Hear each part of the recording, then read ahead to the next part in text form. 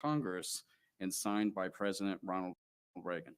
And whereas the National Day of Prayer is an opportunity for Americans of all faiths to join in united prayer to acknowledge our dependence on God, to give thanks for blessings received, to request healing for wounds endured, and to ask God to guide our leaders and bring wholeness to the United States and her citizens.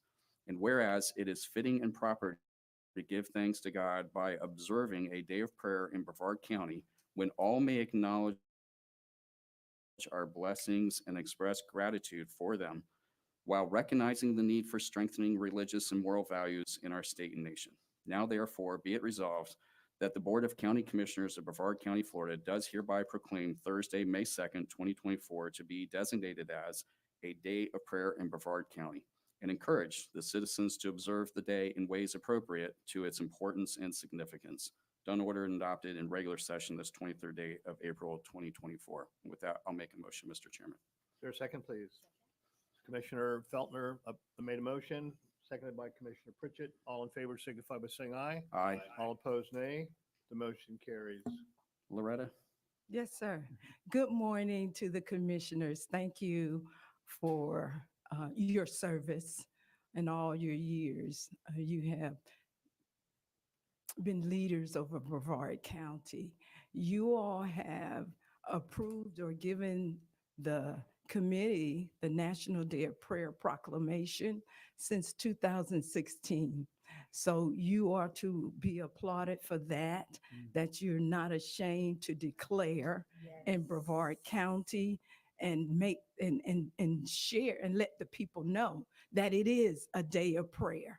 And so we thank you and we appreciate you. The theme this year for the National Day of Prayer is lift up the word and light up the world. Amen. Lift up Jesus because he's the answer to every situation, problem, which you all are doing. It's Jesus. By the way, so I'm Loretta. I'm the founder and president of Dove Bible Club, which is an after-school club that shares the gospel, the death, the burial, and the resurrection of Jesus Christ with students in schools. So we're in 43 schools, and we get to share and have fun, and our students get to learn about Jesus, and they get to pray for you.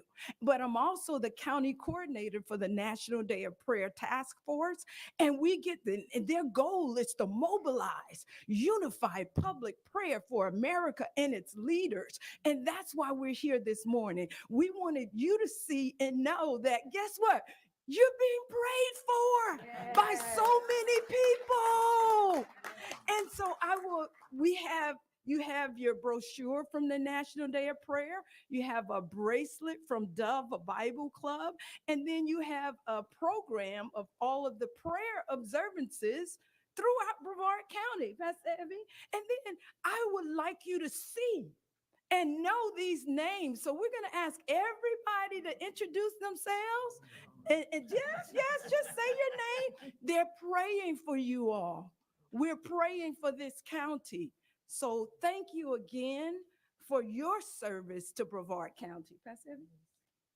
By the blessing of the upright, the city's exalted. You have brought a blessing over the county. Look at what God has done for our county over these years. He has really blessed us, and we just thank God that you would take a stand and allow this great blessing to come over our county. But there are over 50 prayer sites throughout the county in churches, businesses, government centers, schools, flagpoles, different language groups, about 4 or 5 different language groups. If you would just take a good look at your brochure, you'll see how diverse all of this is and what a blessing it is. Amen. So let's give us your name. I want you to be acknowledged. You're praying for them. They need to see your faces and know what you're doing. Come, Miss T. Just say your name. Linda Taylor. And where are you from? New Mount Zion Missionary Baptist Church in Melbourne. In Melbourne. Yes. Ma'am. You're going to. John Keene, and we have a house church, Acts 2 Ministries. Okay. Carmen Keene, I'm with him, Acts 2 Ministries. Christy Stewart with Love Inc., Love in the Name of Christ. We'll do it together. Evelyn and Richard Cullen, we're from Community Gospel Truth and of Bible Club. Same with me, Edie, Community Gospel Truth and Dove Bible Club. It's Dove. Sister Yvette Oliver, Love Center Church, Melbourne.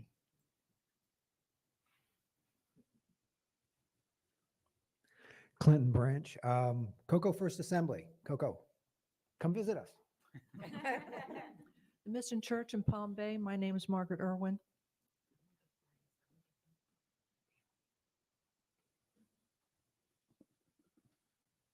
Mike and Margie Kinslow, school prayer teams for the Brevard Public Schools.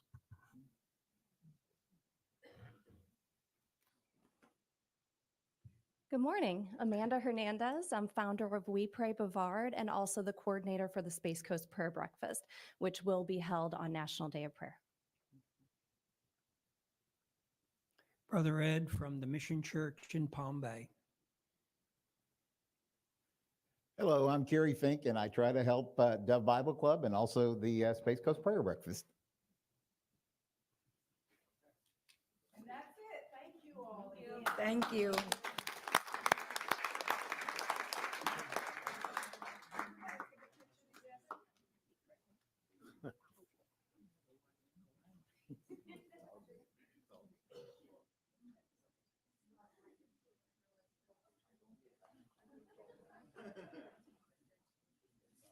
And Pastor Mark didn't get to, from the Mission Church, my pastor.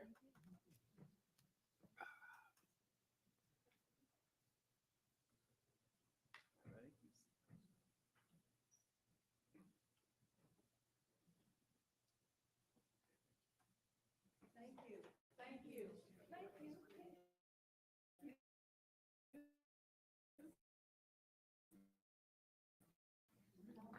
Thank you very much.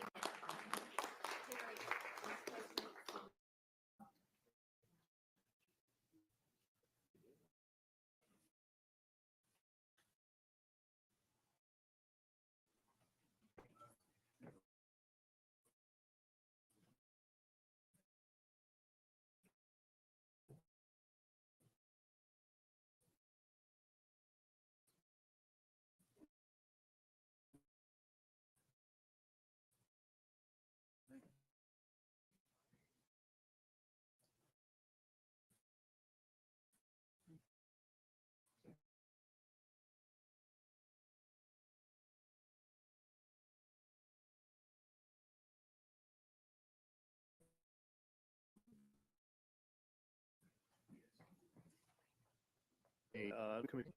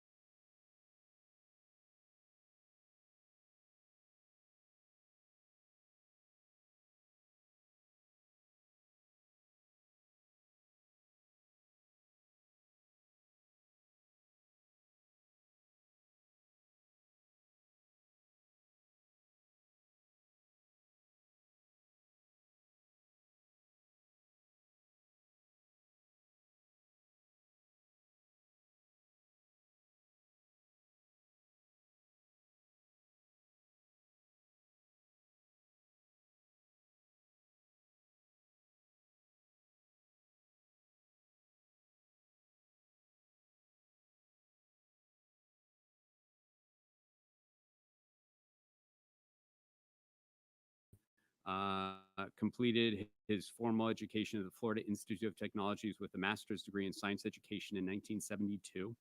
Whereas upon the completion of his final degree, Mr. Sampson quickly dove into the career as a government affairs consultant, and whereas Mr. Sampson has worked in capacity for many municipalities and government entities, including Cocoa Rockledge, Melbourne, Cape Canaveral, Malabar, Melbourne Beach, Winter Springs, the Canaveral Port Authority, and Titusville Cocoa Airport Authority. And whereas Jerry's service extended to private organizations, including Northrop Grumman Aerospace Services, ARC of Florida, Florida Aviation Aerospace Alliance, Embry-Riddle Aeronautical University, SE SATS Lab Consortium, and the World City America Incorporated. And whereas Mr. Sansom's professional life included being the president of JHS Consultants and Partners in the Sansoms Group, the owner of a diversified marine service representation and research for marine interests, the owner of Diversified Yacht Services, and a marine science and research instructor at Satellite Beach High School.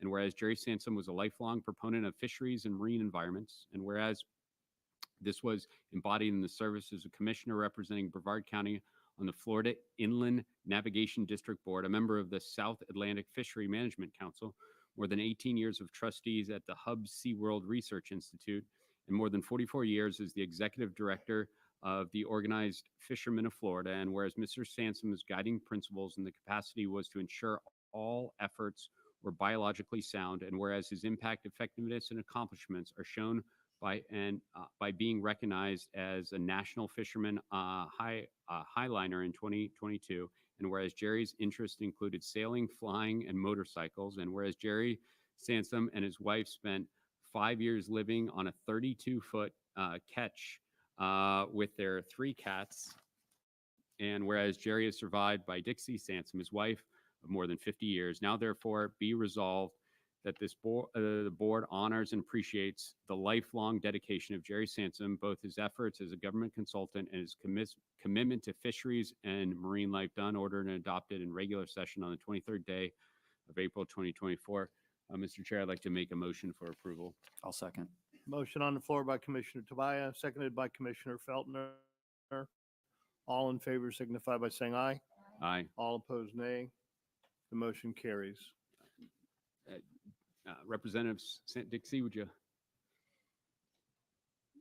And anyone else? Thank you so much for being here. We greatly appreciate it.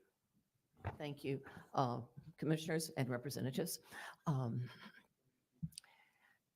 This is a great honor. And on behalf of Brevard, which is our chosen home, Pensacola's hometown, but we chose to plant our roots here and to grow here, and this is where we will stay. And this is an honor to be recognized by our county, as Jerry was recognized also by some of our cities. We've got a lot of good friends here who have become our family. And thank you all. Thank you very much. It's been an honor. Thank you. Thank you, Dixie. Can we all go down? Somebody else want to have a comment there before we go? No? Okay, let's get a great picture.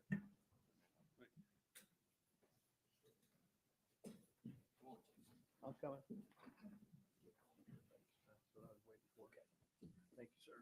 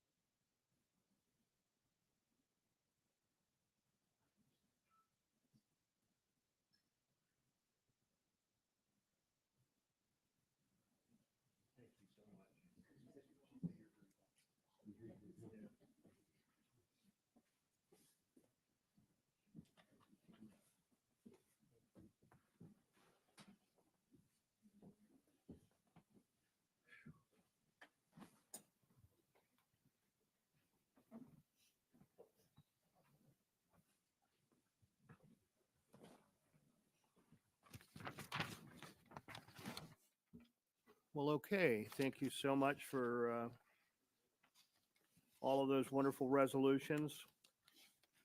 Does anybody on the commission want to pull anything on the consent agenda? Mr. Chair, I'd like to vote no without comment on F9. Okay. Any other items that we need to discuss? Do I hear a motion, please? Motion to approve the items. Is there a second? There's a motion by Commissioner Pritchett, seconded by Commissioner Goodson, to pass the consent agenda with a no vote by Commissioner Tobias on item 9. Okay, let's go to, all in favor signify by saying aye. Aye. All opposed, nay. Motion carries. Thanks so much. All right, let's go to I1. G1. G1. Who's going to handle this, please? Is that Jill? Are you handling it? Commissioner Tobias? I can, it's mine, Mr. Yeah, Chair. go ahead, please, Great. if you would. This is the sex offender language. The board approved legislative intent and permission to advertise for this ordinance at the March 12th meeting. To remind the board, this amendment adds clarification to our code that an offender, predator who's committed offense where the victim is a minor cannot work in a school, child care facility, park, playground, or other place where children regularly congregate. Definition of minor is located in Florida Statute 775.21. I'd like to thank the county attorney's office for their diligent work on this important legislation. If there's no discussion, and even if there is, the motion I will make is to adopt the attached ordinance amending Brevard County Code of Ordinance, Section 74-102, titled Sexual Offenders and Sexual Predators. That is the short of it, Mr. Chair. Thank you so much, Commissioner Tobias. There's a motion on the floor. Is there a second? Second. Motion by Commissioner Tobias, seconded by Commissioner Pritchett. Is there any discussion? Hearing no discussion, all in favor signify by saying aye. Aye. All opposed, nay. The motion carries. Now, Jill, I believe you're handling this next one. Is that correct? Yes, good There you morning, go. Commissioners. The mid-year budget supplement provides the opportunity to adjust the projected balance forward budgets that were developed before the closeout of fiscal year 2023. And these adjustments are primarily associated with multi-year projects as well as capital equipment purchases that have long lead times. And the agenda and supporting documentation summarize the total change and also include the individual budget change requests. And staff is available to answer any questions you may have. Motion to approve, sir. There's a motion on the floor to approve. Is there a second by Commissioner Tobias? Any discussion? Good work, Jill. All in favor signify by saying aye. Aye. All opposed, nay. All right, the motion carries. Now, let me just, Peter, you can come sit up here if you'd like, wherever you may be, so you can be recognized in a minute. But just bear with me for a second because I think I need to read into the record some very important stuff. Oh, I'm sorry. We are. My eyes are off then. Okay, but go ahead and sit there, Peter. Board discussion and authorization to commence negotiations with the city of Melbourne regarding property included but not limited to parcels. Who is handling that for us? Commissioner Tobias. Thank you, Mr. Chair. The purpose of this item is to find out if the board agrees with this notion. If so, we can authorize the county manager and county attorney to start researching potential options and begin conversations with the city of Melbourne regarding the two pieces of land located on Sarno Road.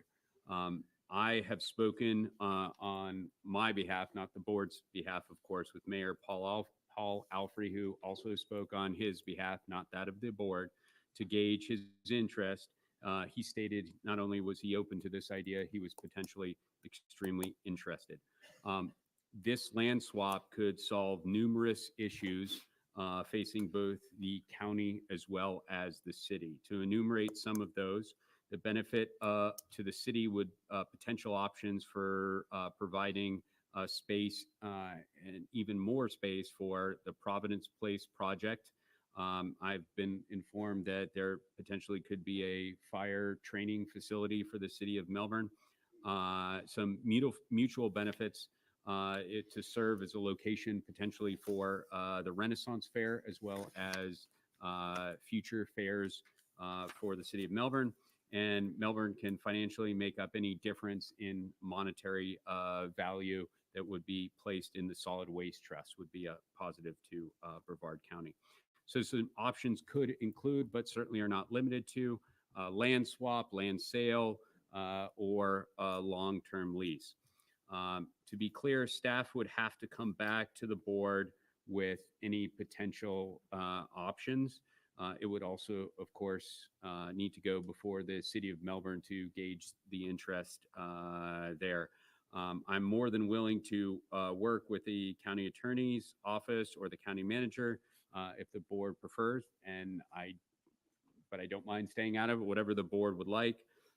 Lastly, before anyone cites conspiracy theories, I'd like to point out that this would be a mutual agreement between two government entities. There's no private benefit here, and the item would have a net zero cost for either municipality. In other words, if there was a land swap and one parcel was worth more than the other parcel, that difference would be made up in a financial concession, again, going to waste management. One other thing that is pretty glaring and certainly needs to be brought to light is the county's purchase of this land for more than $7 million in 2001. Clearly, it is not worth that today. County records show the market value at somewhere in the neighborhood of $580,000. I don't know how accurate that is, but it's certainly not worth the $7 million. None of us up here were on the board or involved in government, to the best of my knowledge at that time. So while we can look at that, we certainly can only speculate on the decisions made by those that went before us. A good example was I made a wise decision in November 2021, and when given the opportunity to purchase Rivian shares at the IPO price of $78. I just looked up today; they're worth $8.79. Thankfully, I only have 175 of them. If anyone's willing to offer me the $78, I'm more than willing to sell them. However, the market dictates today they're worth $8.79. It's just the decisions that were made in our past. I think we can take this and make this beneficial to everyone.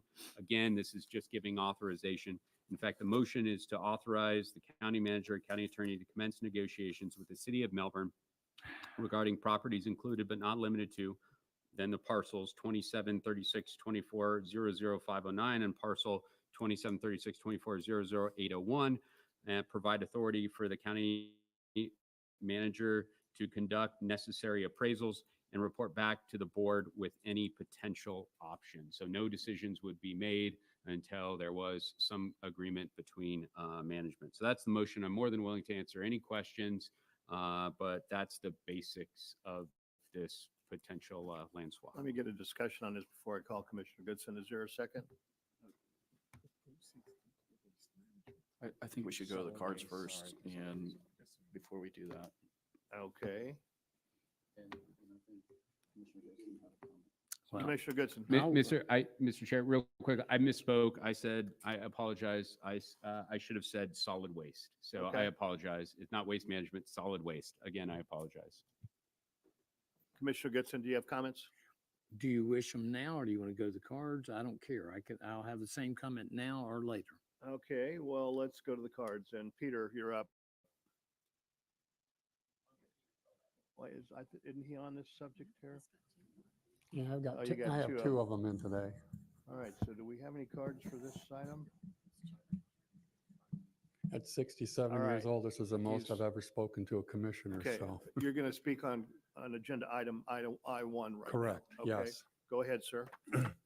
I heard about this about a week or so ago. I was very excited to hear that. I spoke with the mayor of Melbourne.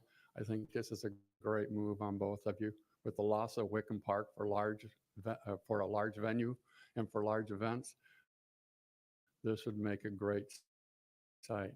I hope it goes forward, and I hope you guys are able to put something together. That's my comments. Okay. Sandra Sullivan.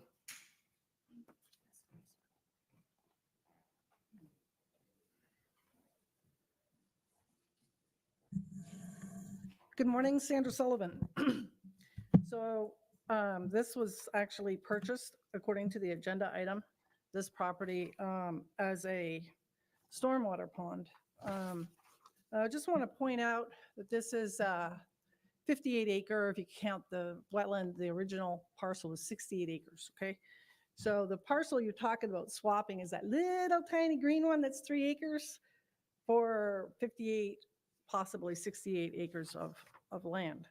Now, there is a cost to this because this land, if you go through Google Earth and you look at its use, it has been used for the Ogali muck dewatering for a number of years. That was filled in quite recently.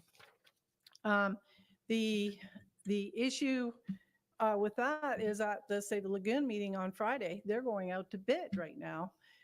It's going to cost the county to put a dewatering site on BV 52 under the Florida Inland Water Navigational District. The swapped property is entirely on wetlands, the piece of 3 acres from Melbourne. So you're getting essentially a worthless piece of property. The question is, why would we need to swap when you could just sell? Now it goes to, how is this property purchased? Was it purchased with a bond? And it is as a dump designation. It is within your solid waste department, and in which case it would need to be appraised and sold for fair market value. I can send you the legal documents that you have for pertaining to that. It is very, very much a red flag to me that in 2021, when the county wanted to use the site to extend Sarno, the city of Melbourne would not raise the height on Florida recyclers, but lo and behold, on tonight's meeting related to the adjacent property, the Florida recyclers property, who sold this to the county at a $6 million profit, the property that we're talking about, but their property is getting a height being doubled from 40 to 80 feet. This doesn't seem to add up. Putting in a venue for a Ren Fair next to a dump that had consent orders for smell in 2021. That was in the news. Doesn't seem to add up. Apparently this is only for a short-term thing until as he prepares another location. And so, as you mentioned, this could be used for fire training, affordable housing. They could just resell it to Florida recyclers. This feels like a shell game. It stinks. Okay, any more discussion on Commissioner Goodson? You would like to make some comments in regards to this, sir? Thank you, Chair. I don't see a need to do this, to swap 50 acres for 3. If we proceed on this, then I would want staff to tell me, how are you going to develop the 3 to have any economic value on Sarno? You know, why not a long-term lease or a yearly lease? I think the county doesn't have land and running out of land. I'm sure it could be used for hurricane debris storage or processing that. You know, if you're going to sell it or trade it, then I definitely would want to know a value of that and the value of their land and what would be proposed. Can the county even do this? Because where did the money come from originally to buy it? Frank? It was a solid waste. Correct. Solid waste. So would it not, where's solid waste? Where they're not at the table today? Ultimately, solid waste would be the beneficiary financially of any either sale or exchange. Okay. So you're going to give up 50 acres for somewhere around $400,000. Is that the difference? 150 against 580? I don't see it. And I don't want to see, I personally would not vote to have the staff waste their time. You know, thank you. Commissioner Feltner, please. I think the idea here, and I spoke with Mayor Alfrey this weekend, also had a very good conversation, and they're excited about the prospect of a Melbourne Fairgrounds.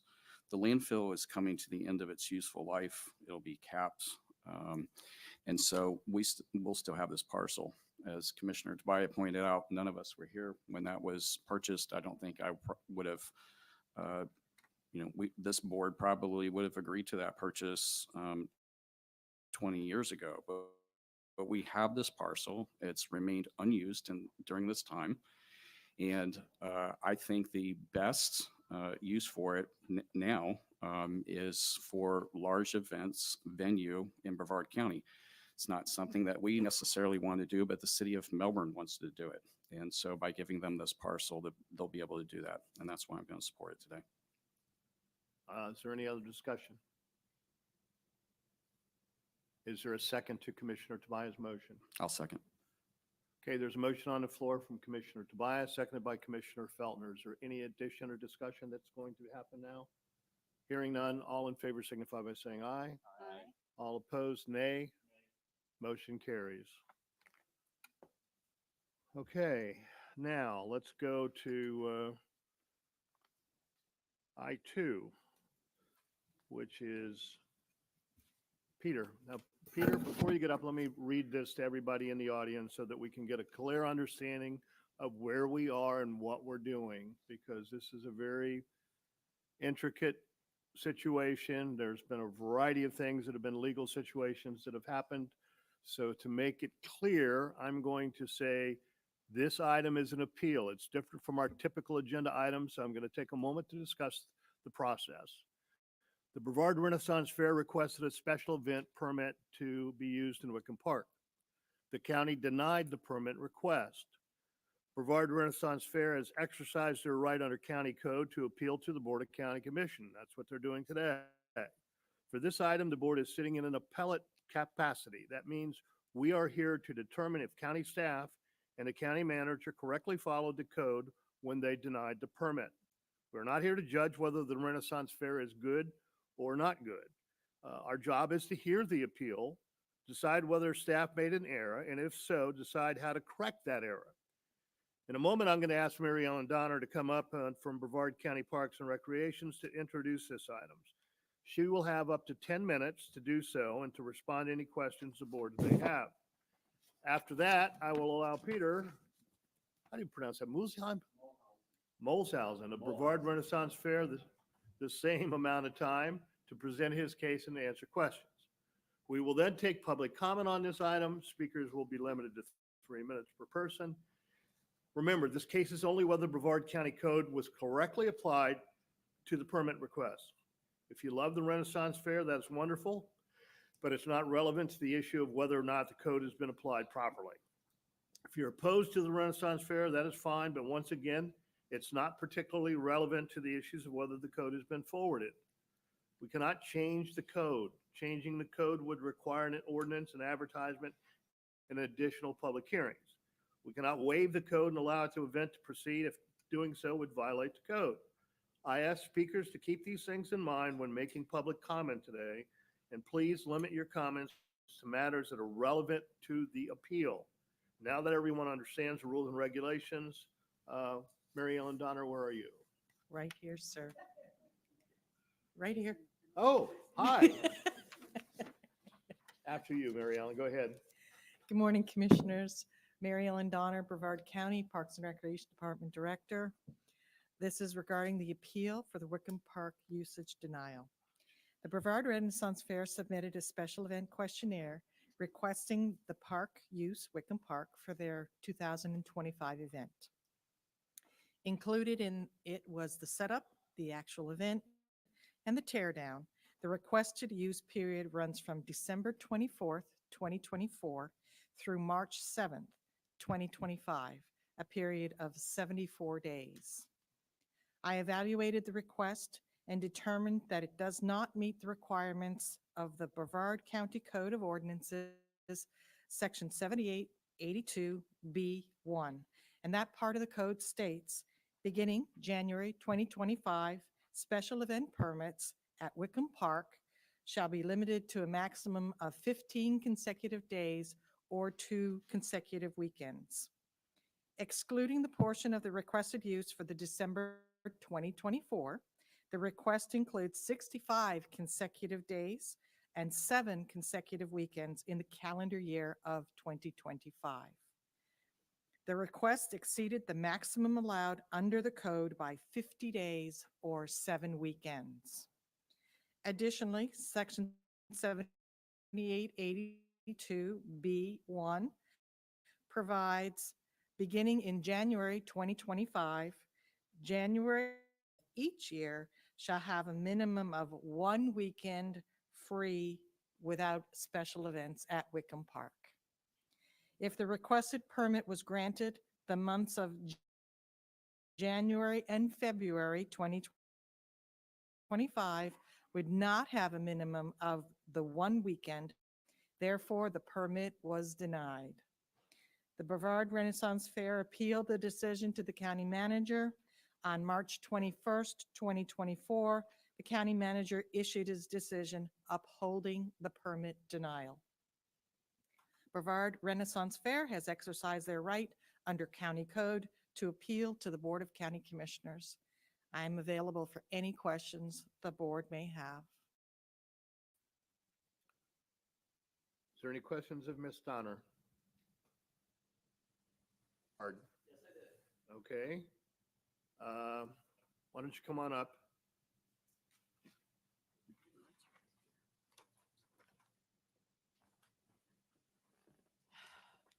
Ms. Steiner, what is the legitimate government purpose of this ordinance? I'm not certain this is appropriate. County Attorney. Yeah, so I'm sorry. This is an appellate process. Mr. Mulhausen will have 10 minutes to present his case. There's no cross-examination. This isn't an evidentiary proceeding. It's merely an appeal to determine if the code is properly applied. Yes, but you cannot apply a code that's unconstitutional. All right, Mr. Mulhausen can make that case, but I'd suggest you take speaker cards after hearing Mr. Mulhausen's case, please, Mr. Chair. Okay, thank you so much. All right, Peter, come on up. You have 10 minutes. I appreciate your time. I'm going to change my tune just a little bit. I was going to be real nice and friendly and everything, but we know which direction this is going. So I'm going to be quite honest with you. The attorney knows that we're going to end up in court on this one. I said we would fight it all the way to the end, and I meant we will fight it all the way to the end. But I'm going to tell you a little bit. Brevard Renaissance Fair, we've been there for 11 years. 9 years, we had a handshake agreement with the park to provide the dates for the following year during our event. As long as we were in compliance with the park, we understood that to be a contractual issue. You can deny that it is, but we understood that it was. We have followed those procedures. Along the way, you changed the rules last year in September. We found out in October. We have tried to move heaven and earth over the last several months to find a new location. Mr. Feltner knows it. I've had several meetings with him and his staff, and I appreciate the work that we've been doing. We brought our employees in from all around the state to check out other parks. We were recommended to use a park on the 520. We spent 2 days out there measuring and laying everything out. It holds 160 cars. Not enough parking for our event. So there was no other place in Brevard. That's why I'm happy to see Mr. Tobias do what he's doing. I'm asking you to make, we have 2 sites that we're working on right now. Hopefully the City of Melbourne site comes to fruition, but if not, we have 77 acres that we've been working our tails off on, clearing the pepper trees out, getting the property ready to hold the Renaissance Fair. And Mr. Feltner and some of the other departments have offered to work with us to get that property approved if the Melbourne property doesn't come into place. What I'm asking for today is stability. In case these 2 avenues don't come to fruition by January, that we have a fallback that we can use Wickham Park for the 1 year. That's it. That's all we're asking for. We don't want to be at Wickham Park. We've wanted our own land for several years. After meeting with Mr. Feltner, zoning people, and several other people, and we talked about the 77 acres, we can get that done. It's going to take a lot of work, And hopefully there's no obstacles along the way, but that's what I'm asking for is if we're unable to get either one of those properties ready by January, that we can fall back. I don't think there's a business around that can shut down for 2 years and survive. So that's all I'm asking for is by October, November, we'll know if we're going to open up in January on the new locations. If not, that we be somehow provided a way to use Wickham Park. 2 weeks doesn't work. It takes us 2 weeks just to build our event. And it takes almost 2 weeks to tear it back down. 3 days to build it, 2 days to tear it down is just an impossible task. And the cost to try to recuperate in 2 weekends is undoable. So that's all I'm asking for at this point.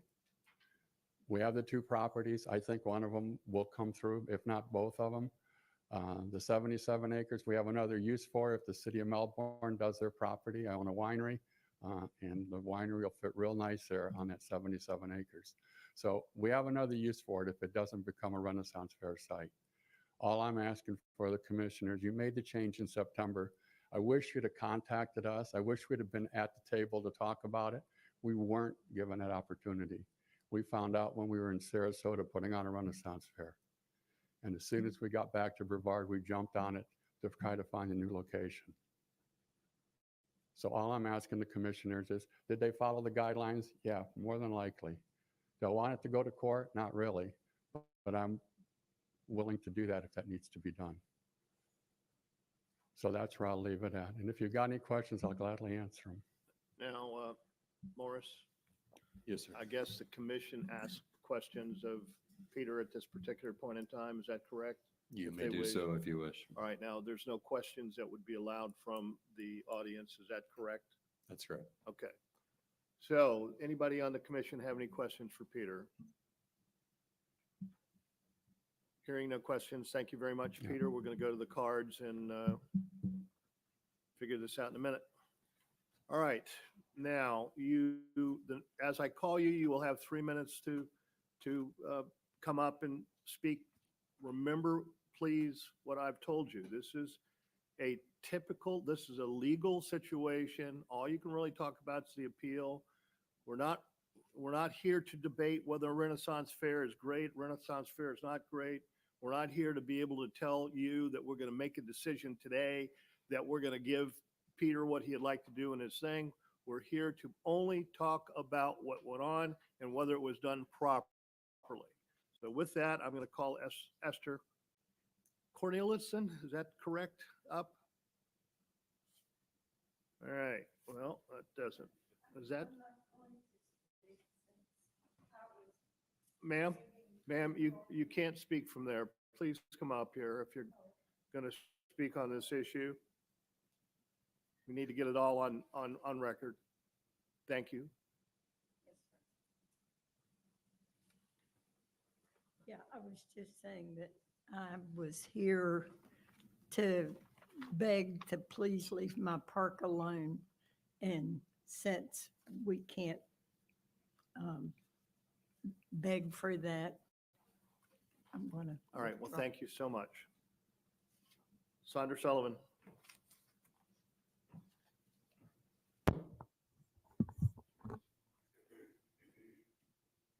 Good morning, Sandra Sullivan. So I just want to say, I think there is an issue here because I was at the meeting in September, and what was stated by the commissioners, this is a community park and not a regional park. And a community park is different in how it's used compared to a regional park, which is not the neighborhood's park as in a community park. And a regional park is broader use. And I'm just going to say this, that one of the resounding themes of me coming to this commission is about accountability and transparency.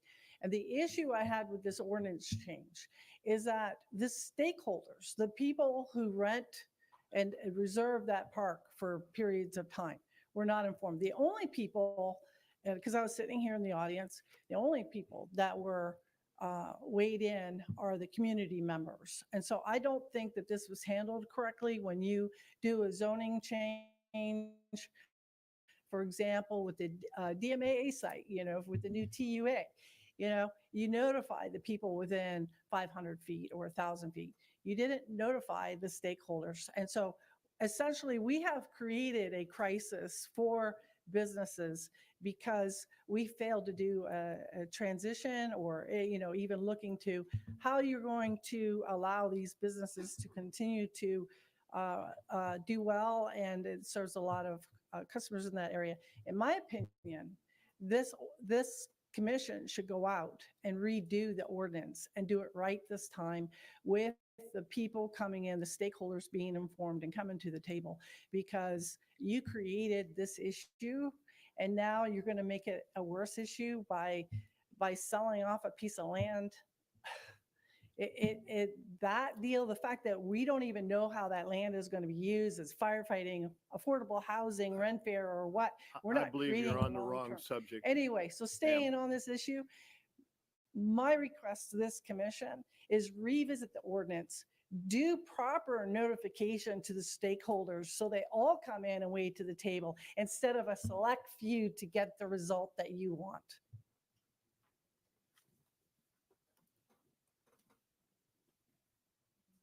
David, lower house.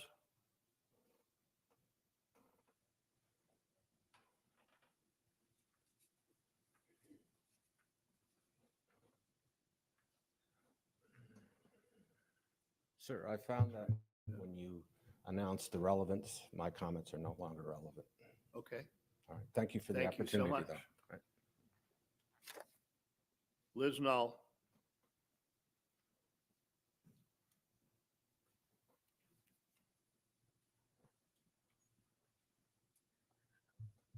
I believe you all did follow the ordinance procedures correctly. And I would also like for Peter to know that we do not want the Rent the Fair there for another year. There's too much damage. The scrub jays are damaged. We ought to think about the flora and the fauna in that park. Thank you. Thanks, Liz. We appreciate you understanding that outside comments other than about what we're doing is really not needed, but thank you for coming up and saying what you've come up and said. Jenny Knoll, Francis Gomez.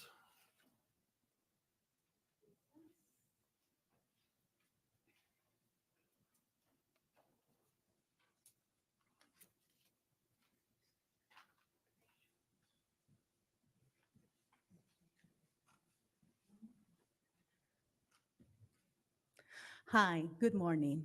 I learned a long time ago is two kind of politicians in this world.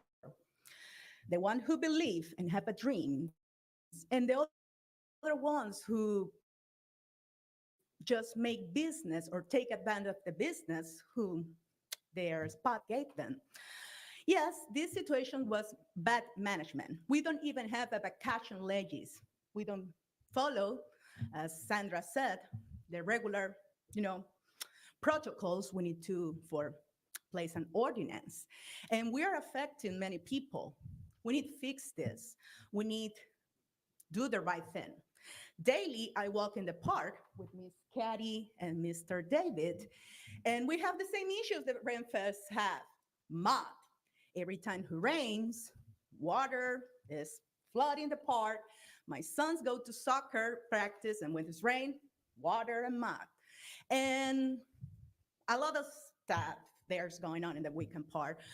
The playground doesn't have a regular bathroom. Imagine little kiddos using a porta potty. We can do this in a better way. We can do this in a, we can say, make sure way.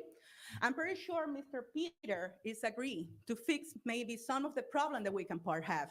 I'm pretty sure Park and Recreations won't fix those issues like reforestation. We have a fire the last year, the fire in Weekend Park. And what's going on with that? That's happened because we have a bunch of trees there who are already dry and we don't reforestate. We don't have a playground there, water issues, dog park, etc., etc., etc. Why you accept that working and make a better Weekend Park to follow Mr. Weekend, legacy, to leave something behind. We are here just for fight. Oh, you can use said you cannot. You are breaking an ordinance. You don't. What's going on? And what happened?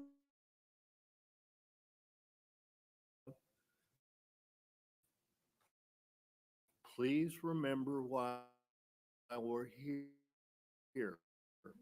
This isn't a debate about what we need to do. And I understand you want to vent about those things, and at another meeting at another time, you can vent as much as you want in regard, if it's on the agenda. Please keep your comments in regards to whether county staff did this correctly or incorrectly. Monique Seaman.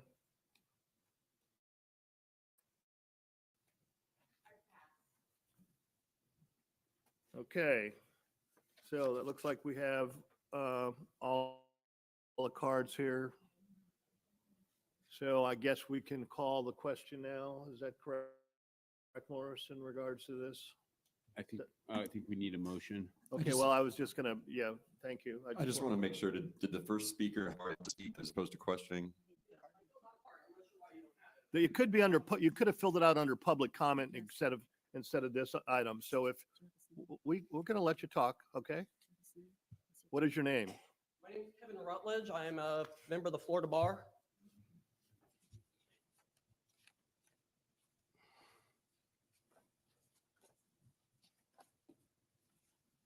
All right, Kevin, go ahead and speak. And after you're finished, please walk back there and fill out a card because we don't see it here.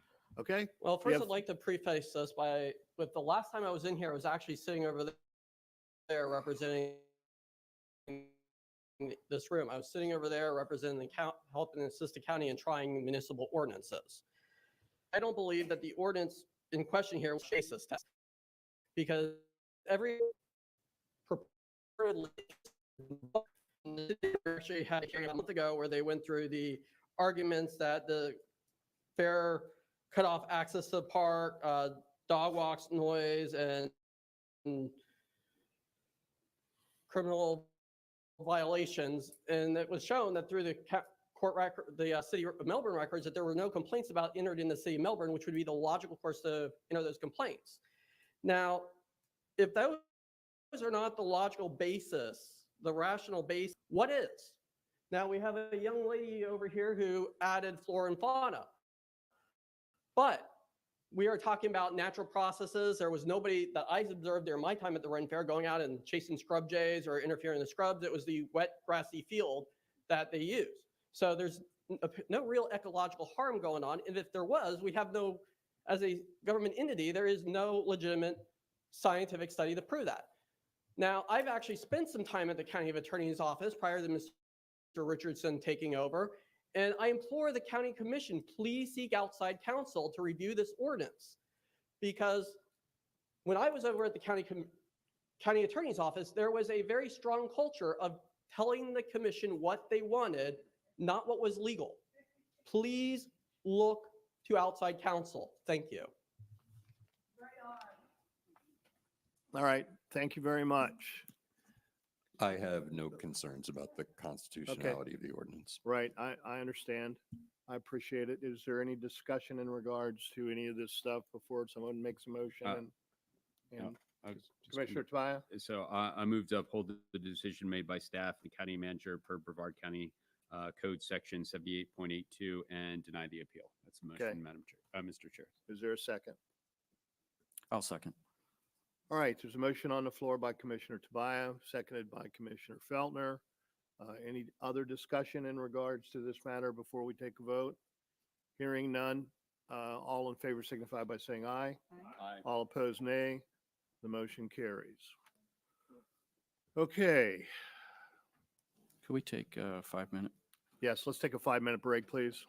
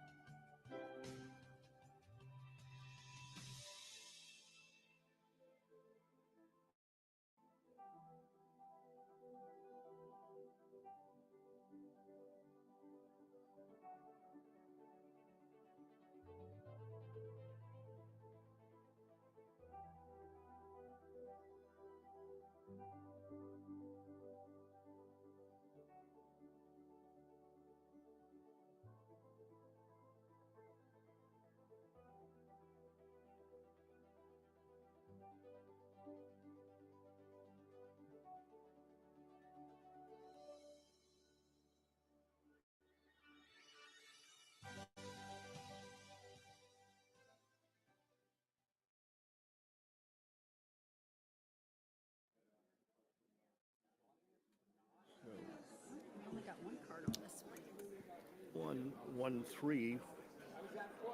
We haven't done yet.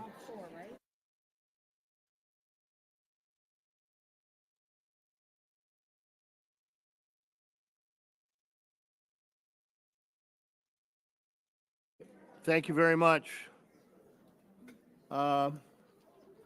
You handling the 1-3, Mary Ellen, on City of Cocoa Park's operation and maintenance, or is Jim? Good- You are? Good morning, I am, yes. Good. Yes, You have the floor. thank you so much. Mary Ellen Donner, Brevard County Parks and Recreation Department Director. This before you is a request for action for an interlocal agreement with the City of Cocoa for park operations and maintenance. Brevard County actually operates and maintains 8 parks in the City of Cocoa, which include 2 community centers. And since 2011, we have not had an agreement. And so this is asking the board request that action to consider, number 1, present the proposed interlocal agreement to the City of Cocoa for their approval by October 1st of this year, 2024. Second option would be if the city does not approve the interlocal agreement by July 31st of 2024, the county will notify the city that it will cease to maintain those parks in the City of Cocoa on October 1st. And any other direction that the board may provide would be appreciated. Okay. Any questions? It's your district, right, Tom? Okay, you're good? Do I have a motion? I don't believe we have a card on this. No cards on this particular one, no, sir. Yeah, go ahead, Mr. Commissioner Goodson. Okay. Um, Mary Ellen told you it's been since 2011, okay? And we're in 2024. The taxes raised, the cost of that park is about parks are about 1.6. Cocoa kicks in about 500,000. I don't want to hurt Cocoa, but I want everybody to come to the table and it be fair, okay? And if you know, a response was given to me that we've been talking about this for 8 months, 10 months, correct, Mary Ellen, with Cocoa? I've been talking with the City of Cocoa since I got here. Well, 8 that's years. true, but I brought it up to them, Yes. correct, about 8 or 9 months ago. Yes. Okay. They wanted us, so you'll know, they wanted us to install a $1.5 million sewer line from Mo Stradley Park to Cocoa High School. Okay. But they also charge you, meaning the county, they charge us for water and sewer. Somewhere around 25 to 30,000 a year for their own water, for their own parks. I find that totally confusing. Also, we maintained a park on Peachtree Street, and Mary Ellen, or the county put in brand new playground equipment. Okay. Within a week, City of Cocoa closes the park because of the drug activity. You know, there seems to be no coordination between us and them. Maybe this interlocal agreement will bring them closer to us and we can work together to have good parks. But that's all I have to say. You know, I would like to see the board look at this with the consideration of, you know, we have to fund parks in the city. And the other issue would be that upsets or kind of confuses me. They're going to say they don't have the money, but the other day they found $5 million to give to a private entity, meaning Brightline. Okay, $5 million they found. The other day, there's comments or at one board meeting, a $700,000 splash pad on 524 Junie Reno's Park. Well, if you know anything about a splash pad, it ain't the cost of the splash pad, it's the maintenance. And I definitely would not want to see us maintain a splash pad, even though you can say all you want to about kids, and I agree with that. But, you know, there's a certain amount of responsibility we have to have with our money. And if we're going to get beat up every time, I am not in agreement for that. That's all I have to say. Thank you, Mr. Chair. Thank you, sir. Commissioner Tobias. Thank you, Mr. Chair. I've got some slides up here, and I want to thank Commissioner Goodson for bringing this to the board's attention.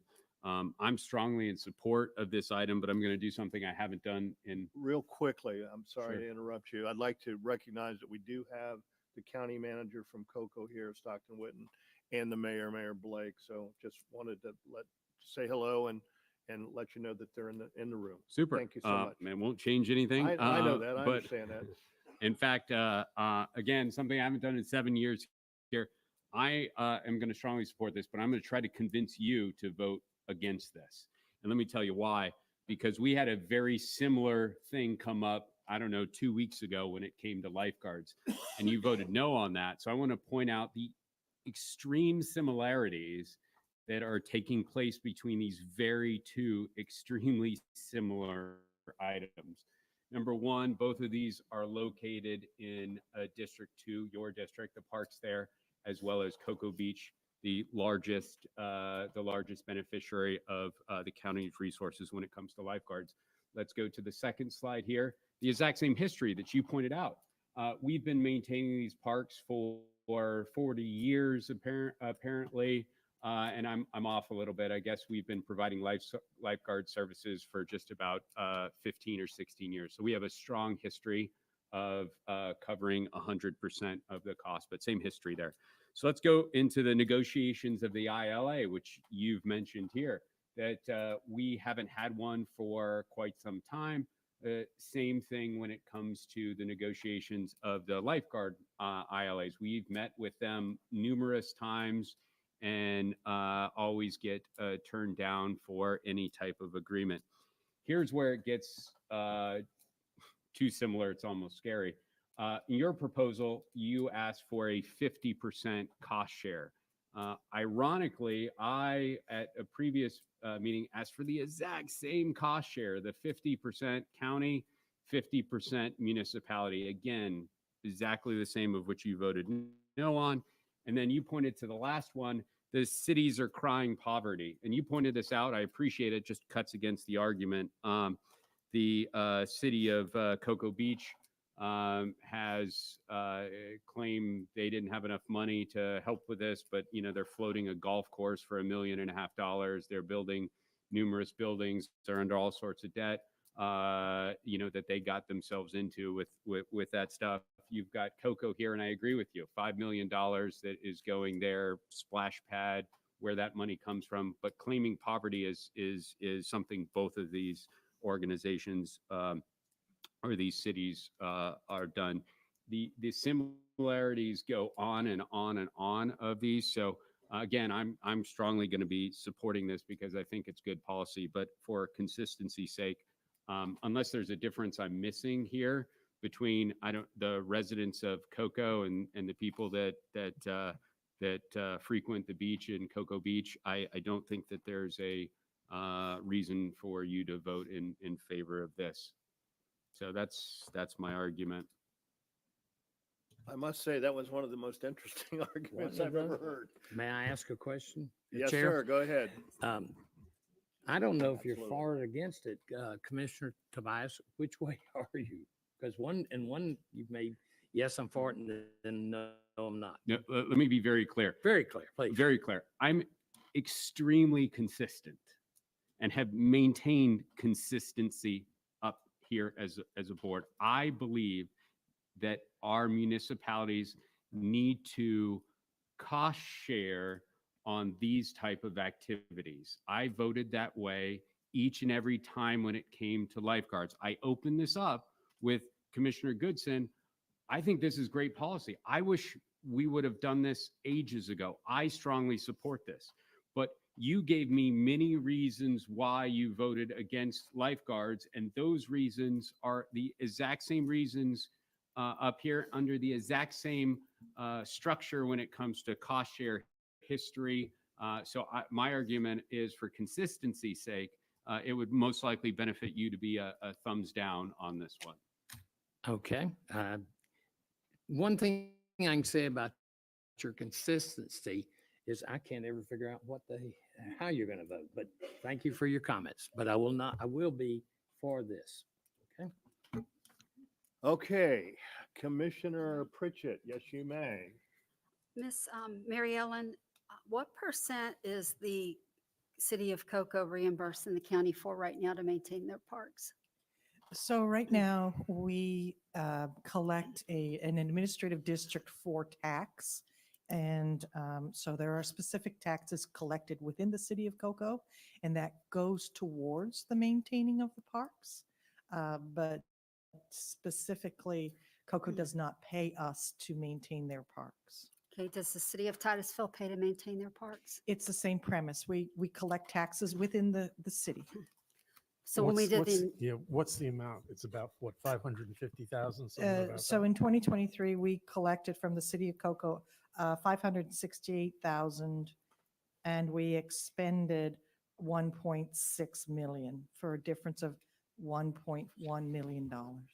okay, so a while ago, we did this analysis with Titusville, and we came back and found that they're pretty much paying for all of That is correct. their parks, because we were going to look at, as the time that we were talking about maybe moving parks back to the cities. And so, but they were able to cover that. And Titusville, North Brevard area also did a special form of taxation to help support some of the extra park activities too, which might be a good thing for Cocoa to maybe to look at, but that's their business with that. So I think we need to get to the place to where I'm guessing, Commissioner Goodson, this is a good motion, sir, to try to get the agreement done fairly soon. It's just appropriate. And the only other thing would be maybe to take the parks, but I know that's not something that's been very popular with this commission over the past. So you're gonna give them a few more months, which is good. So I think it's good. So. Commissioner Felton, you have any comments? None. Do I hear a motion? Hold. Okay, there's a motion on the floor to approve. Is there a second? Second. There's a second. Any more discussion? If I may, there were three options. Can I make, Oh, Hold on, let me hear the options and then, you want me to make a motion that includes all of the options? yes. Okay.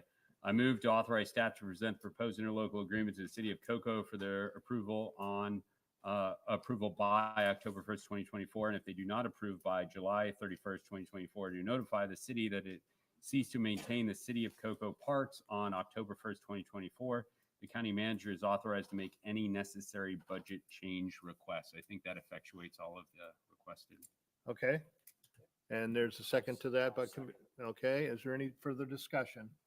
Hearing no further discussion, all in favor signify by saying aye. Aye. All opposed, nay. Motion carries.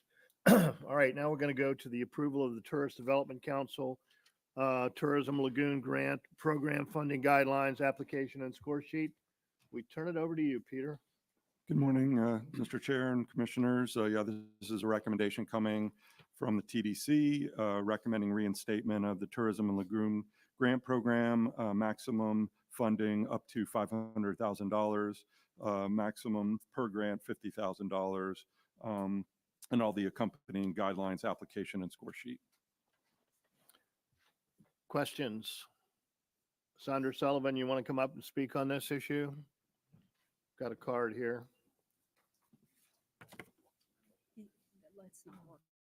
The lights aren't working. I Sandra apologize. Sullivan, South Patrick Shores, just a Okay. quick comment. So last season, comments were made after Hurricane Nicole that the beach fund was insolvent. And by the grace of God and the help from our congressman, that got fully funded this year. And you kind of breezed through a bit of a crisis through that support. But you can't always rely on that and to be fiscally conservative. I think that beach fund needs to be rebuilt. The lagoon tax provides a lot of money to projects, and it seems redundant given that there's a lot of other things in that section of the TDT tax under beaches. For example, even the acquisition of other parcels like SPRA, next to SPRA, and such. There are other uses that it could be put to. I'm just going to say this, one of the objections I had in the past with the use of this tax was, for example, you may remember the seagrass controversy and there's no seagrass in the Banana River, none. Okay, and where did we put the first seagrass project? In Satellite Beach, where there's no seagrass and where we have the worst water quality, and we didn't know about it because it's in TDT, and most people don't look at TDT agendas. So I'm not too happy. We already have a lagoon tax let's spend this on tourist related stuff. I mean, some of the monies where this is going, I even question that it's for tourism, like seagrass. Okay. Commissioner Tobias. Yeah, by the way, guys, the lights aren't working. That's why I've Sorry. been missing. No, it's my fault. I should have looked down that direction. I apologize. Okay, this is going to be a little bit different from the recommendation.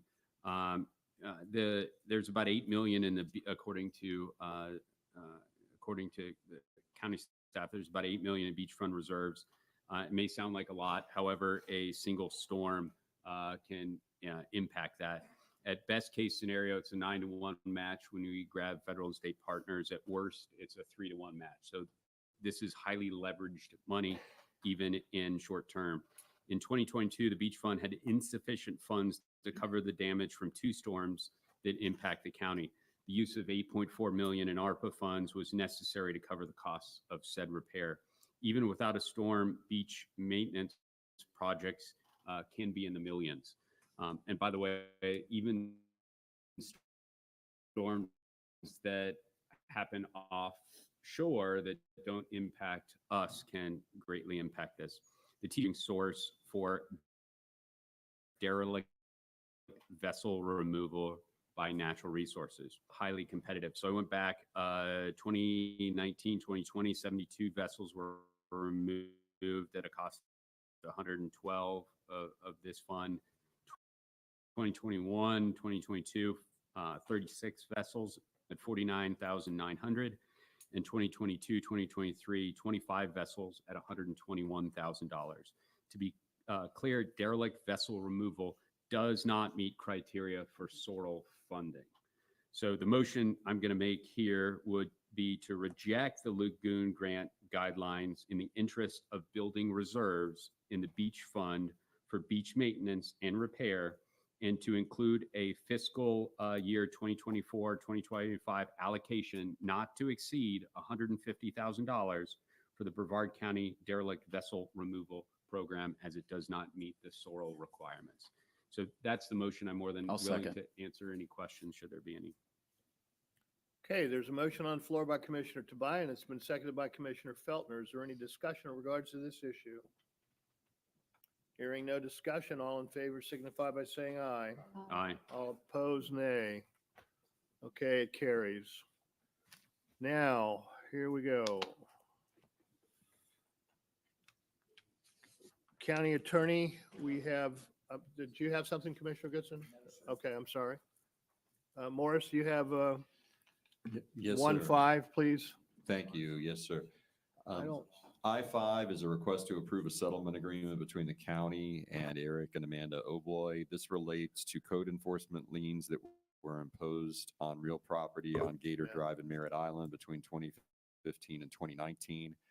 The accrued amount of the fines on the 6 cases totaled $350,350 as of July 2021, when all related code violations had been complied. The property is since sold. Property belongs to someone else. The lien amounts were transferred to a cash deposit in the registry of court that's being held by a court. Recently, we mediated this case with former Judge Charlie Roberts, and I think we got to an excellent outcome. The county would receive $290,000 cash in satisfaction of the 6 code enforcement liens totaling $350,350. okay, any discussion, any questions? Do I hear a motion? I'll make the motion for approval. I'll second. Commissioner Goodson makes a motion. Commissioner Feltner seconds. There's no discussion. All in favor signify by saying aye. Aye. All opposed, nay. The motion carries. Let's go to your Ross versus Brevard County settlement. Morris, please, if you would. All right, I-6 is another settlement agreement, related property located on Merritt Island. In this case, as a result of certain code actions and other things, the county ended up owning an undivided 1/2 interest in an 80-acre parcel of real property, along with Mr. Paul Bross. Mr. Bross filed a suit to partition the property, asking the court to divide the property between himself and the county. The parties mediated this case some time ago. Once again, former Judge Crawford served as the mediator. The county agreed to a partition of the property, equitably distributing the property and another number of other terms. Subsequently, at a closed attorney-client private meeting, the Board of County Commissioners directed me to prepare a final settlement agreement consistent with the terms of that mediated agreement and bring it back. It took some time to come to an agreement on the finer points of the agreement, but we are here, and I think this is a good agreement and resolution of that case. All right. Are there any questions? Commissioner Goodson, you ready for motion? I'll second. Motion by Commissioner Goodson, second by Commissioner Feltner. Hearing no discussion, all in favor signify by saying aye. All opposed, nay. The motion carries. All right, we're going to 1-7, I believe, at this particular point. And that is permission to advance for public hearing on an ordinance to repeal the economic development ad valorem tax exemption for BK Technologies, which failed to do the required items that they were supposed to do, from what I understand. Karen, are you handling this? Yes, sir. Okay. Good morning, Commissioners. Item I-7 is requesting permission to advertise for public hearing to consider adopting an ordinance repealing the economic development ad valorem tax exemption for BK Technologies. If approved, the public hearing would be on May 21st. Okay. I'll make a motion. Motion on the floor by Commissioner Feltner. Is there a second? Second, but Yeah, I have a discussion. question. Thanks. Seconded by Commissioner Tobias. Commissioner Tobias, you have the floor. Thank you. We always hear positives about these, so I just wanted to go through a little history here. This item is due to BK Technology choosing not to adhere to the ordinance requirements of submitting an annual report for 2023. 2 certified letters with confirmation of receipt were sent to the company. In addition to rescinding the abatement for the remainder of the 8-year term, Ordinance 2019-010, Section 1, Item G allows the county to seek reimbursement of ad valorem taxes abated in favor of the company during the period of the company did not meet requirements of the ad valorem tax abatement program. In this case, BK Technologies, the county can seek reimbursement of $9,259. Looking back to since 2018, the county has heard 9 abatements. We've approved 6. To be clear, only 2 of these 6 are actively receiving abatements. To make matters worse, in this same period, we've actually rescinded 8 of these now, including BK Technologies.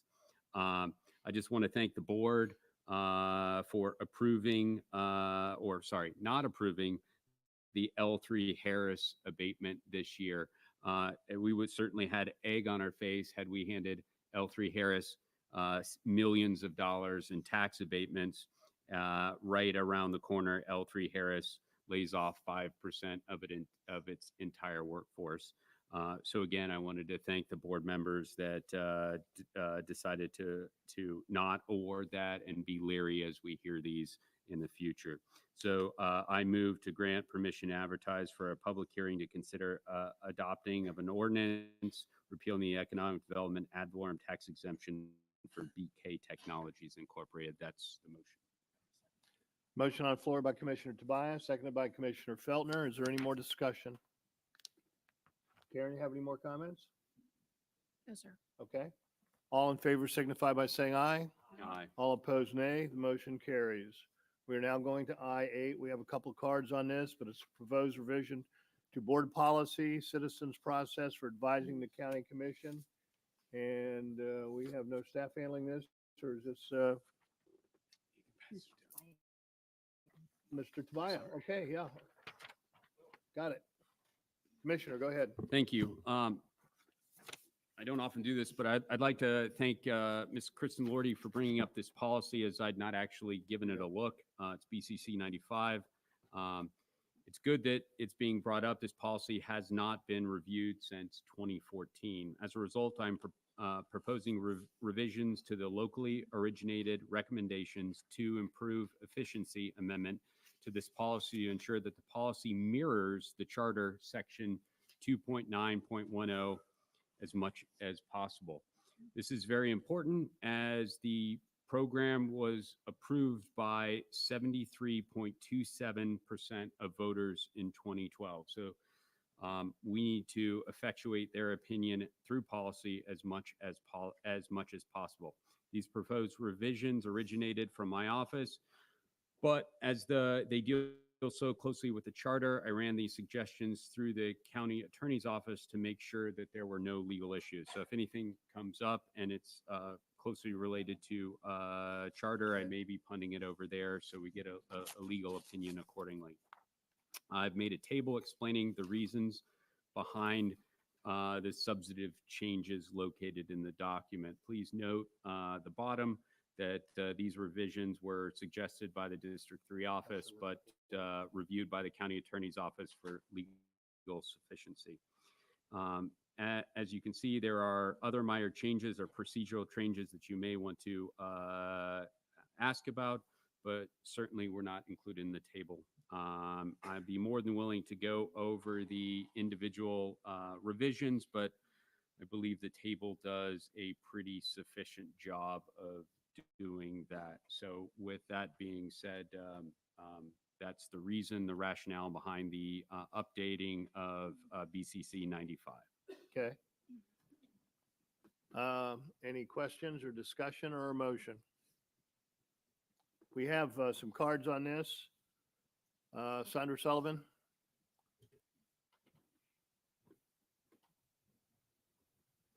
I know you're getting more than 10,000 steps on that watch. I just know it.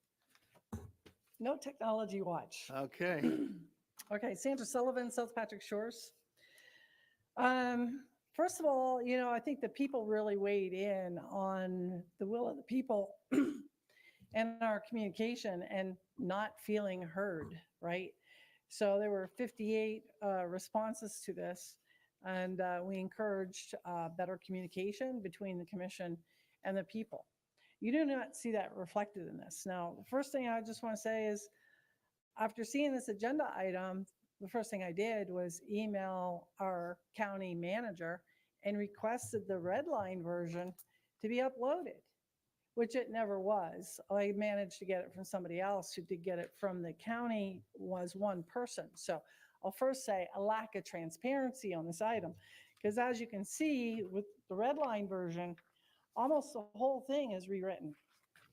So let's talk about how this reflects some of the comments made by people. So this process is in December when people are busy with their holidays. Is a very difficult time. It was suggested either extending it into November or January, or opening it up in advance to where you can put it in and it wouldn't be considered until that time. The second one is, I had, as a systems analyst, I had recommended as a simple thing to add a field to that Speak Up Brevard form that would allow staff to put in their comment. And then at least then the person making the suggestion would have an avenue to email, the staff member and have a dialogue, because ideas come not from one person, but by collaboration. And then the third thing is, this one really gets me. So the language, I just want to read this. The county manager shall schedule, and it used to be an agenda item for the Board of County Commissioners. And it used to be to consider the citizens' recommendation as practical within the period. Now it just says it comes to the commission for final vote. And so the other suggestion that was made by the people is to have one agenda item for all the items, which could be 50, it could be 100, it could be that we have a workshop, to where there is a dialogue, that whether it's yourselves or staff, to at least have a process to consider. But the bottom line is, you guys don't want to hear from the people. I mean, it's evident coming to these meetings. You really don't care to listen to the will of the people. And I'll have more to say about that under public comment. Thank you. Katie Delaney.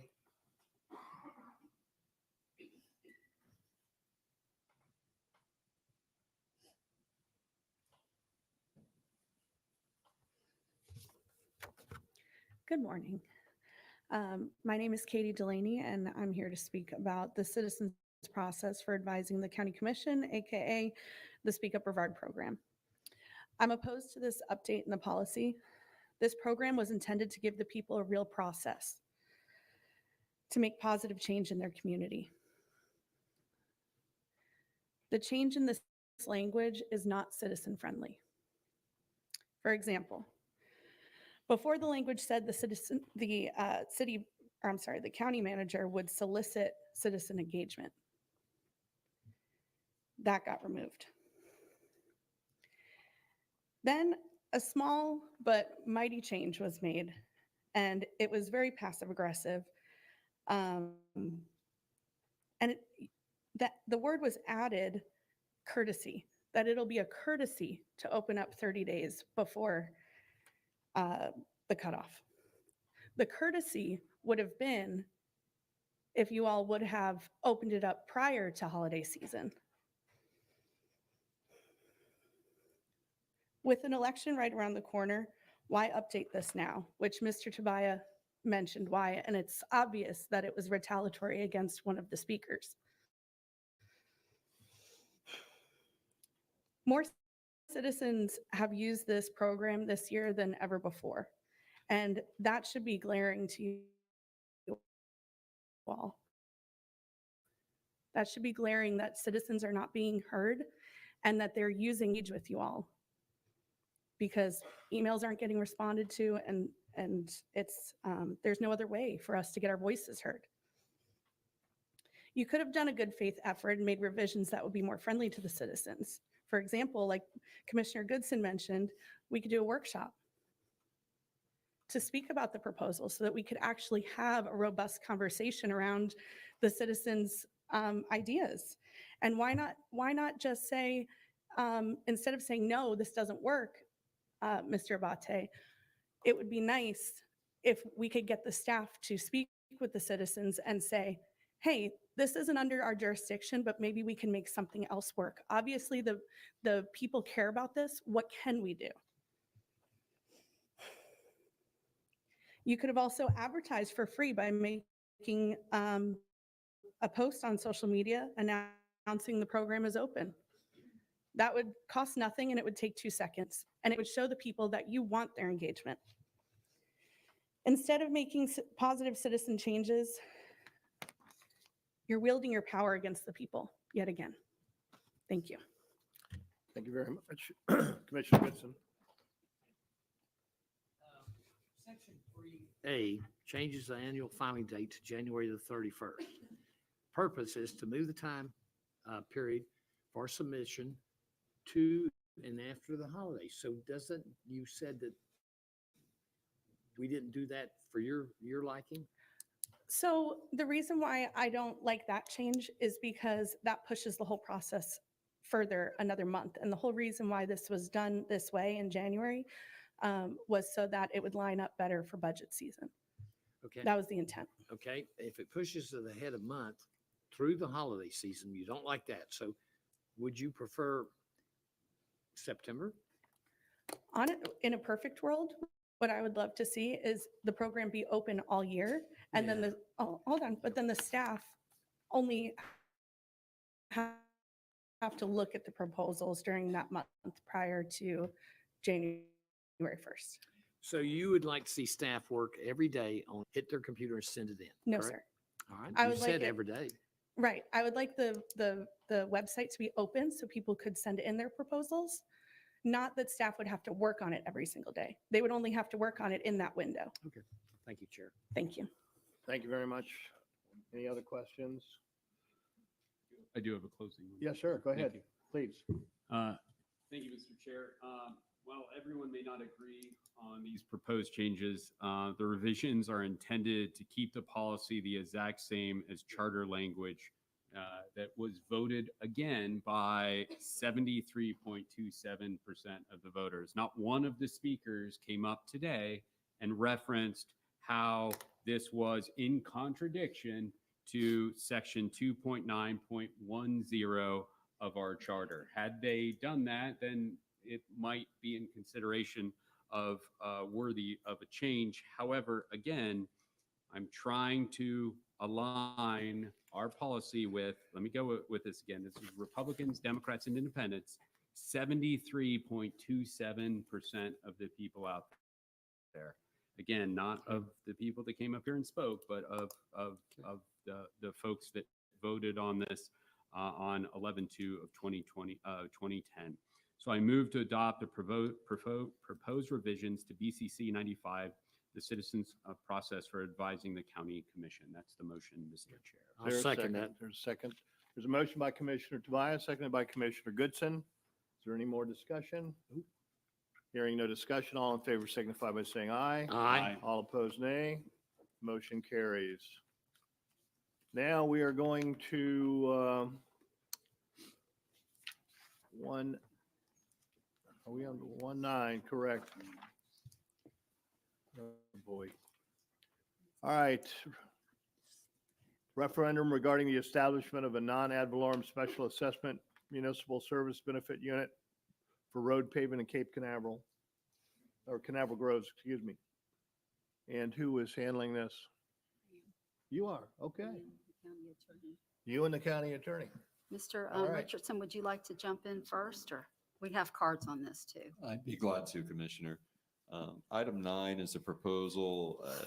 It's a request for the board to provide direction to myself and to staff regarding a potential referendum election within a sub-area of precinct 102 for the purpose of paving certain county maintained dirt roads in Canaveral Groves.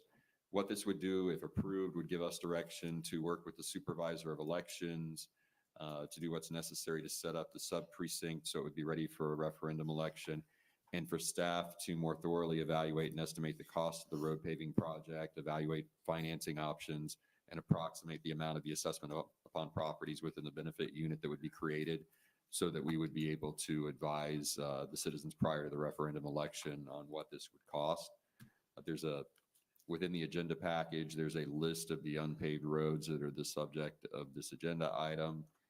The sub-precinct that would be created would be property owners with properties that abut those unpaved roads or would otherwise be benefited by the paving project.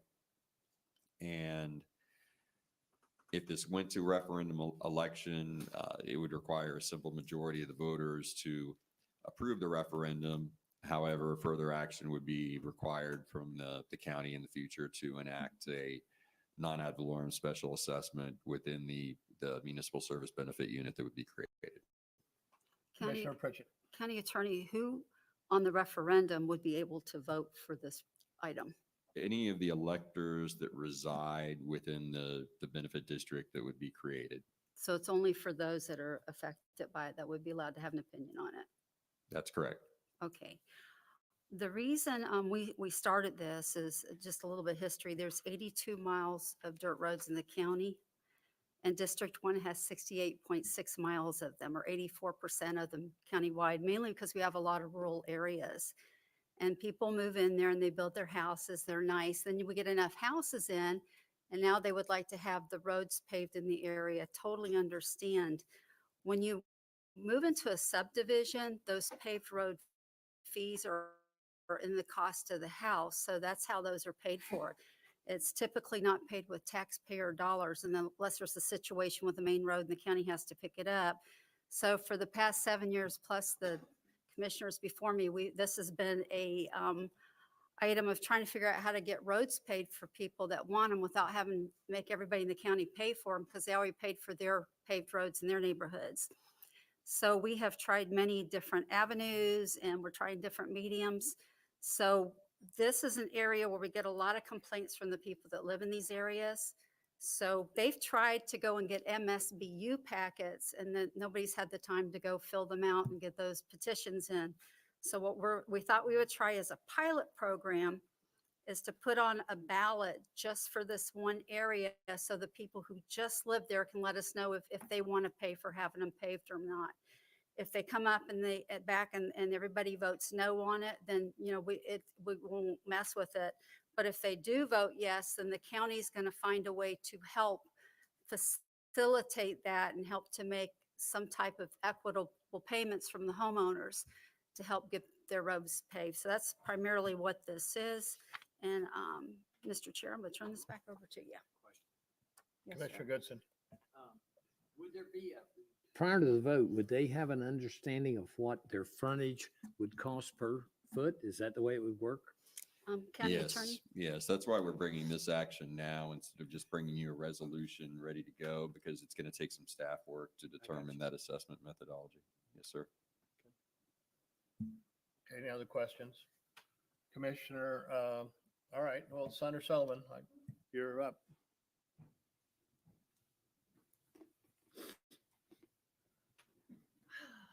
What a beautiful day.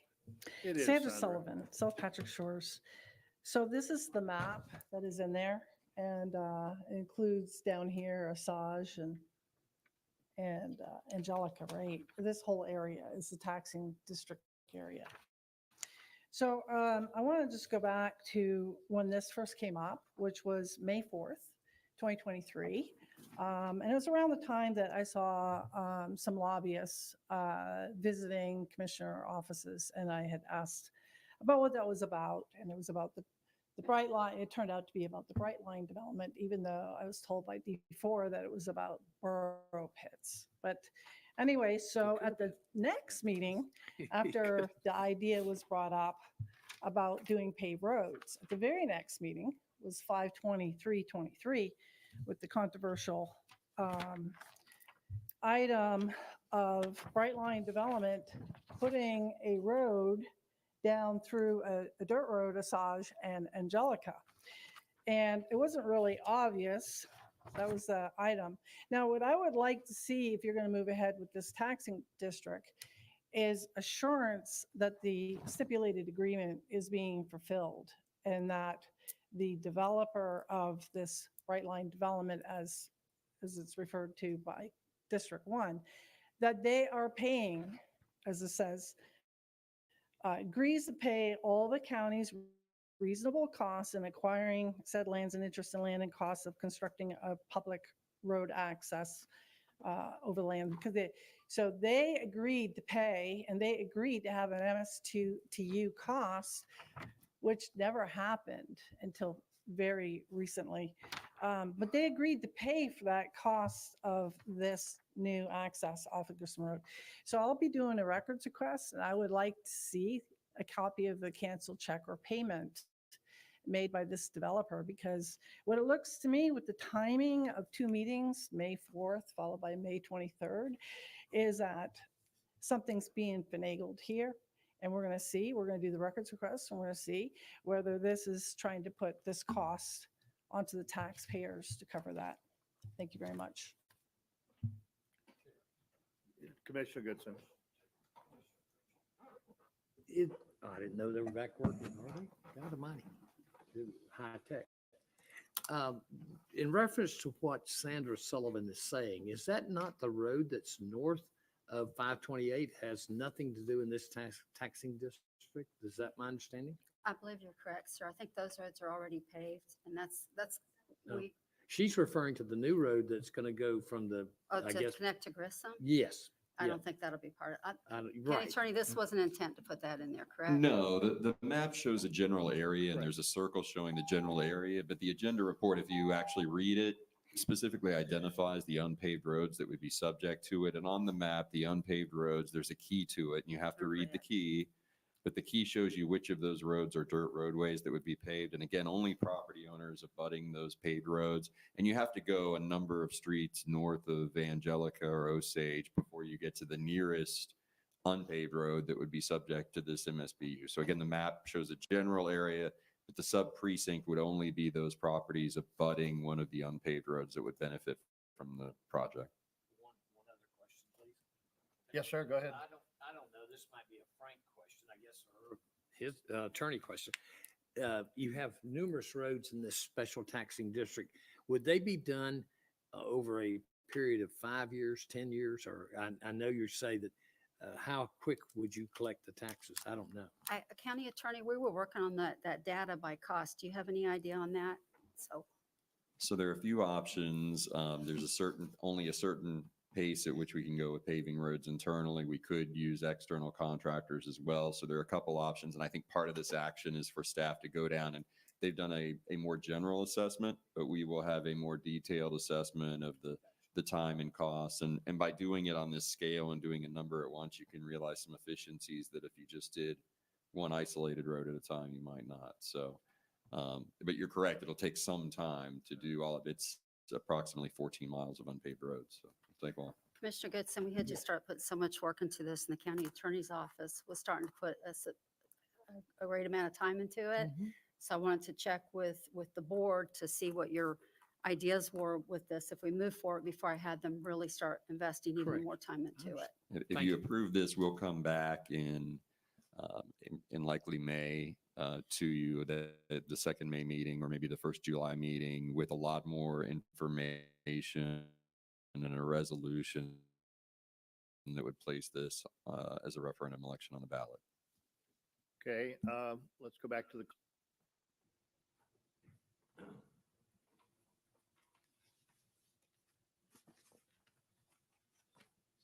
Good morning, Commissioners. My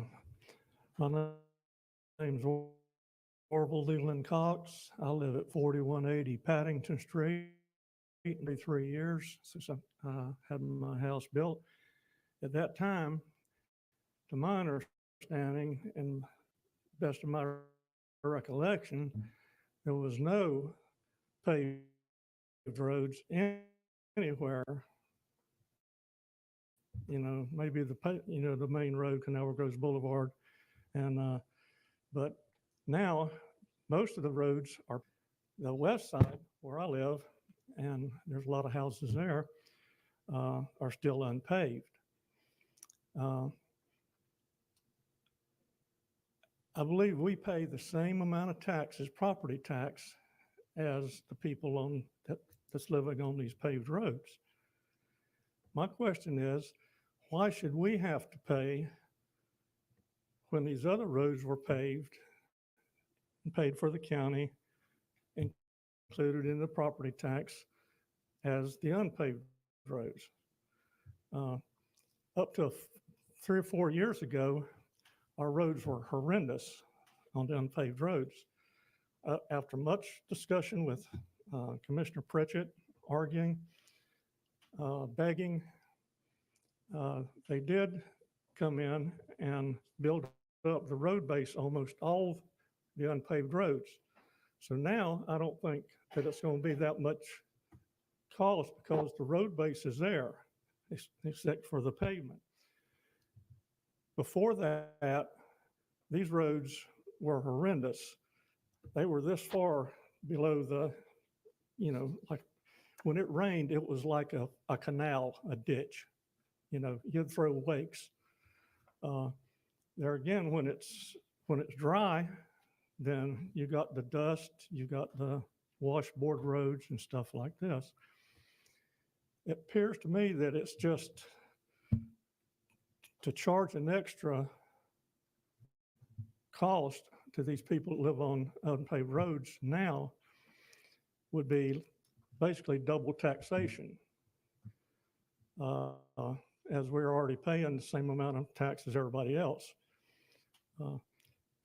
Also, with all the new development, housing developments and everything in District 1, all the US 1, there's another one being built. One on Canal Groves, it's got tons of houses, a lot of tax base being added to these. And so it's just I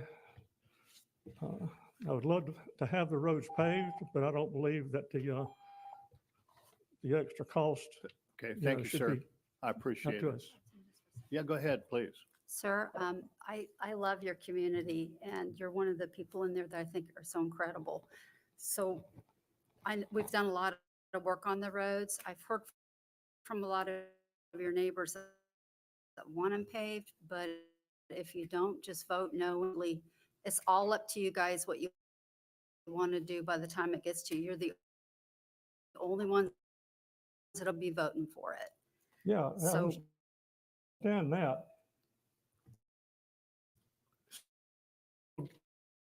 One live,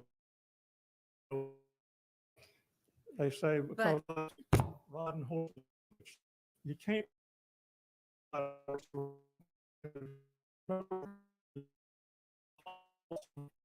to ride out. To me, should we have to pay an added tax when other people Well, that live what, on these paved what roads happens already? is you guys, if you looked at your tax bill, it's only like $40 or $50 a year, your money going for the roads. And so it's already, the county has to supply a lot of money to maintain them. We put a lot of money into refurbing them for you guys because it was a mess. But to pave them, everybody else pretty much paid for theirs in other areas of the county. But I have this rural area out here that didn't. There was some tax from a couple commissioners before that did some of these projects, but there's no more money. So Yeah. if you want them Yeah, I know. paved, No money. I no, know. So just so you know, if you want them paved, there's no money that I can find to pave them with. But most So of this these is, rural roads did not have the amount of residents as this area's, like in Canal Rose does. You know, you might have something in North Brevard for 3 Mile Road, and there might be 10 residents. You know, there's one road, Kumquat, that's one of the main roads. yeah, it is. That's off of, Yes, sir. But Citrus. but there- on this, And that one road serves like over 50 residents in those houses. yeah.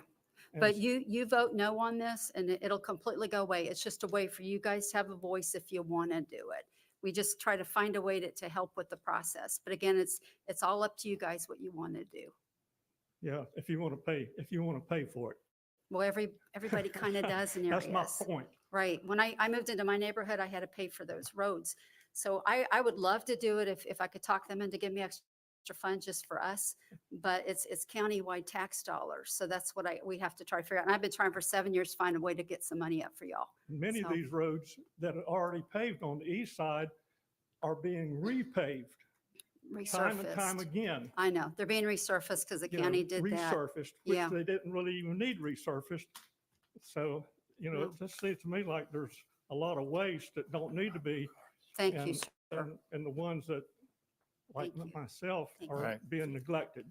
Thank you, sir. you. We appreciate your comments. Craig, is it Hotling? Yes, sir. Okay, thank you. Good morning, Craig. Good morning, good morning. I actually did start the process of the MSBU, and I've got a good feedback from most of the neighbors. So I can't speak for everyone. I can't speak for every road out there, but at least on our part of Calamunden, we are at the level of the 66 2/3 or whatever the percentage is. So I thought now would be a good time to bring it up. Some people are in favor, some aren't, but again, as far as us, it's just a concern of the vagueness of cost. I can't tell them what it's going to cost until everyone signs and we get the estimate and the bids. So that was it. Just, is it per lot? Is it per owner, right? Some people have 7 acres and that only counts as one vote. Some people have 2 separate 1-acre lots. So would that person be paying twice the amount that the 7-acre lot has? So just like I said, a little vagueness, everybody's unsure. I can't really give them the answers, not knowing them myself. But like I said, I did get a good response going basically door to door or gate to gate and meeting all these people. So like this gentleman, I haven't been here for 32 years, but if you go down Calamunden Avenue, it certainly needs some work. I know the graders do come and they say it's once every week or so, but we haven't seen them in 3 weeks. So again, just a lot continuing ruined by this. It's literally a washable word for the entire length of the road. That's it. That's all I have to say. Thank you. If you would just get that to my office sometimes over the next couple days and we'll start looking at that. Yeah. And we will work on getting you the data with the others. Great. So, but thank you. Thank you. Candidly, I think this is an extremely creative idea that Commissioner Pritchett's come up with. So it's just giving you guys an opportunity. But Martha, Ashley, Mulch.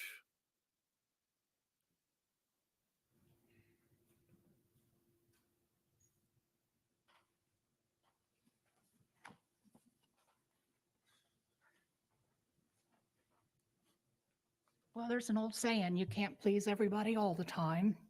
And yes, I'm in the section of Canal Groves that's considered the forgotten area. We don't get the road maintenance that we're supposed to get. We don't get our ditches mowed and things taken care of. But I do agree that this needs to be put out there to the residents to vote on.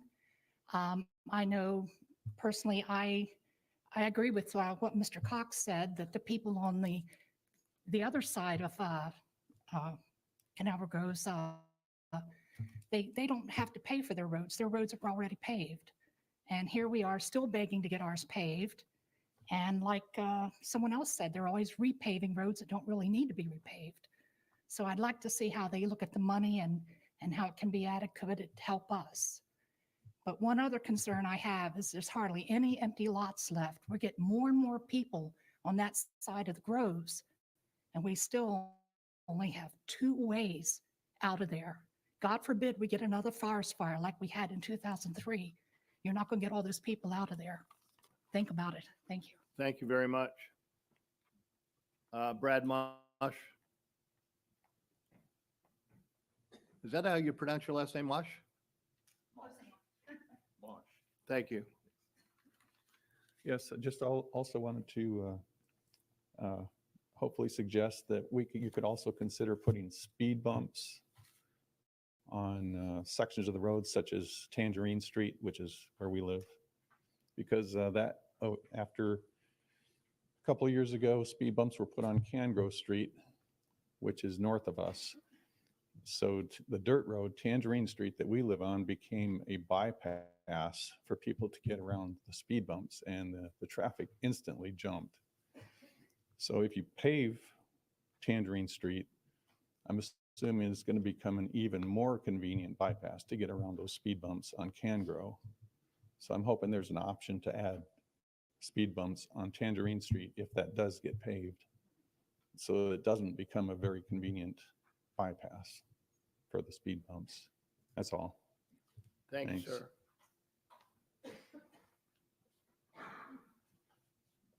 Clint Knowles.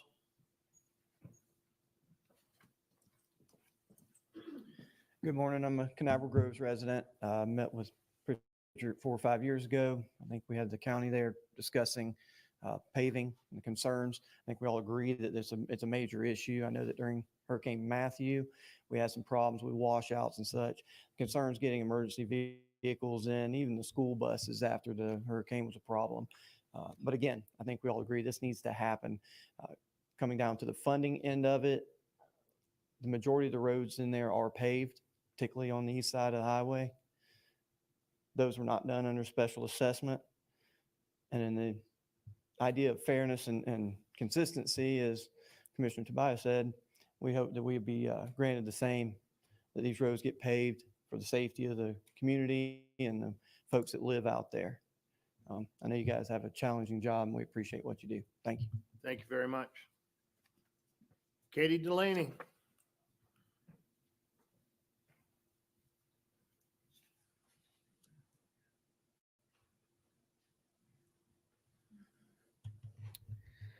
My name is Katie Delaney. I'm a candidate for District 1 County Commission and also a resident of Canaveral Groves. I truly don't have an opinion about whether or not these roads should be paved.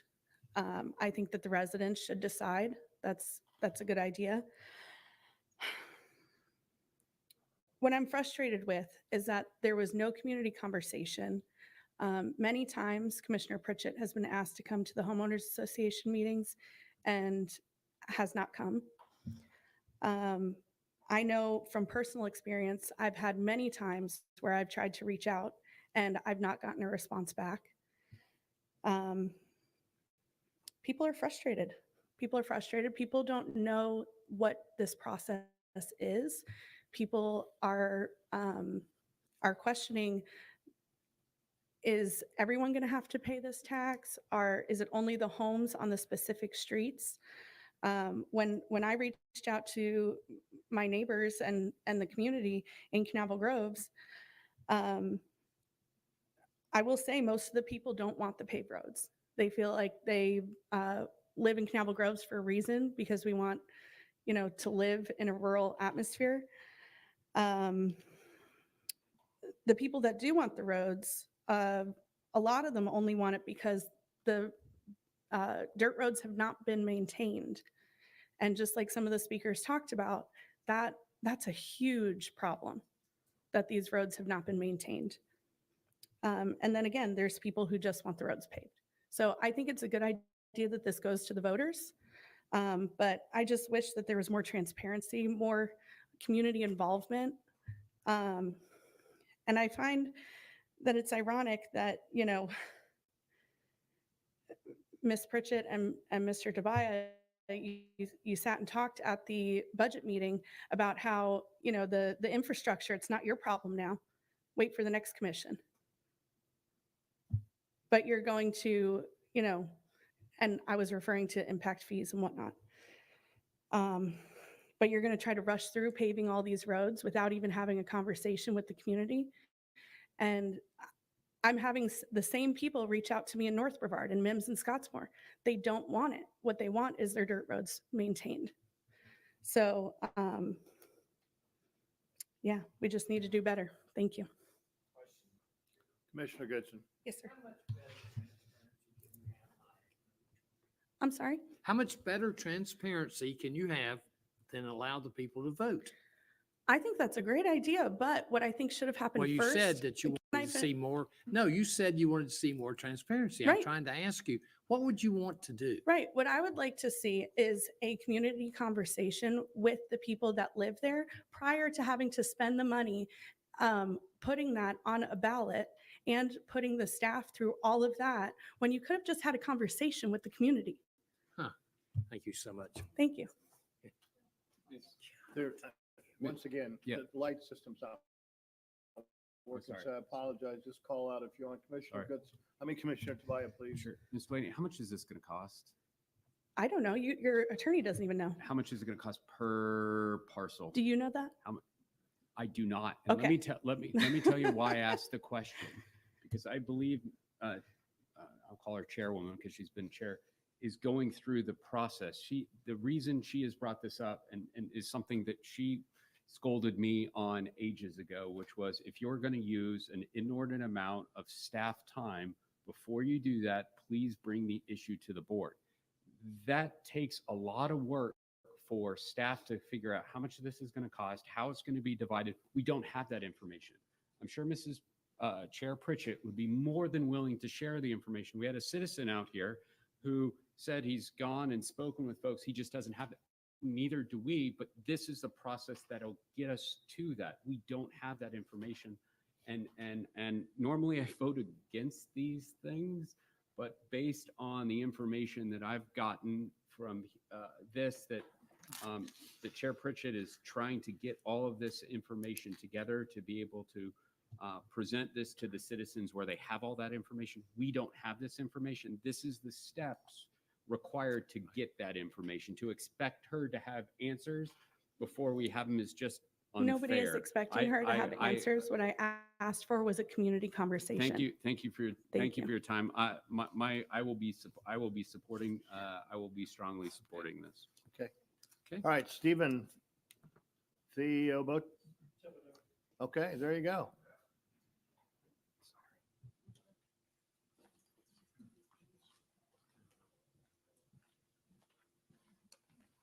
Are you having fun yet, Stephen? Absolutely. I knew it. And thank you, folks, for taking the time to hear me speak today. Commissioner Pritchard, I am a constituent on Banana Avenue. My wife's emailed your staff in reference to this already. We own horses.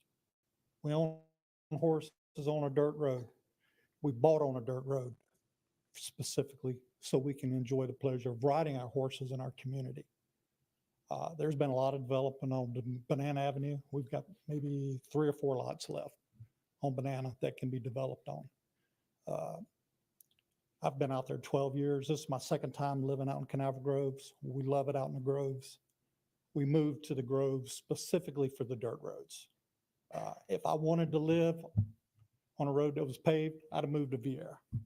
Sorry, but my question to staff and to you Commissioner, is there are going to be folks that live on paved roads in that specified new district for voting?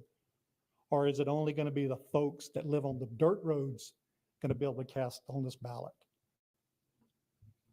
County Attorney, I believe it's just the dirt roads, It would correct? be the ones on dirt roads. Okay, that's Yes, fine. sir. Again, I'm opposed to this. As other folks have stated, I don't need the new taxes. My taxes are high enough out there. I have 2 lots. I have 2 lots specifically for my animals. And we like it like it is. And that's, Thank you know, you. that's, And you have never gotten a hold of me, asked me to pave your roads, I know, so that's yeah, no, good. ma'am. Yeah. I've asked you to come grade the roads. And Yes, I've sir. I've Do that asked all the you road want to, district- we'll do it. Yeah. Yes, ma'am. And they Yeah. do, and they have done better since they've raised the base. Thank you.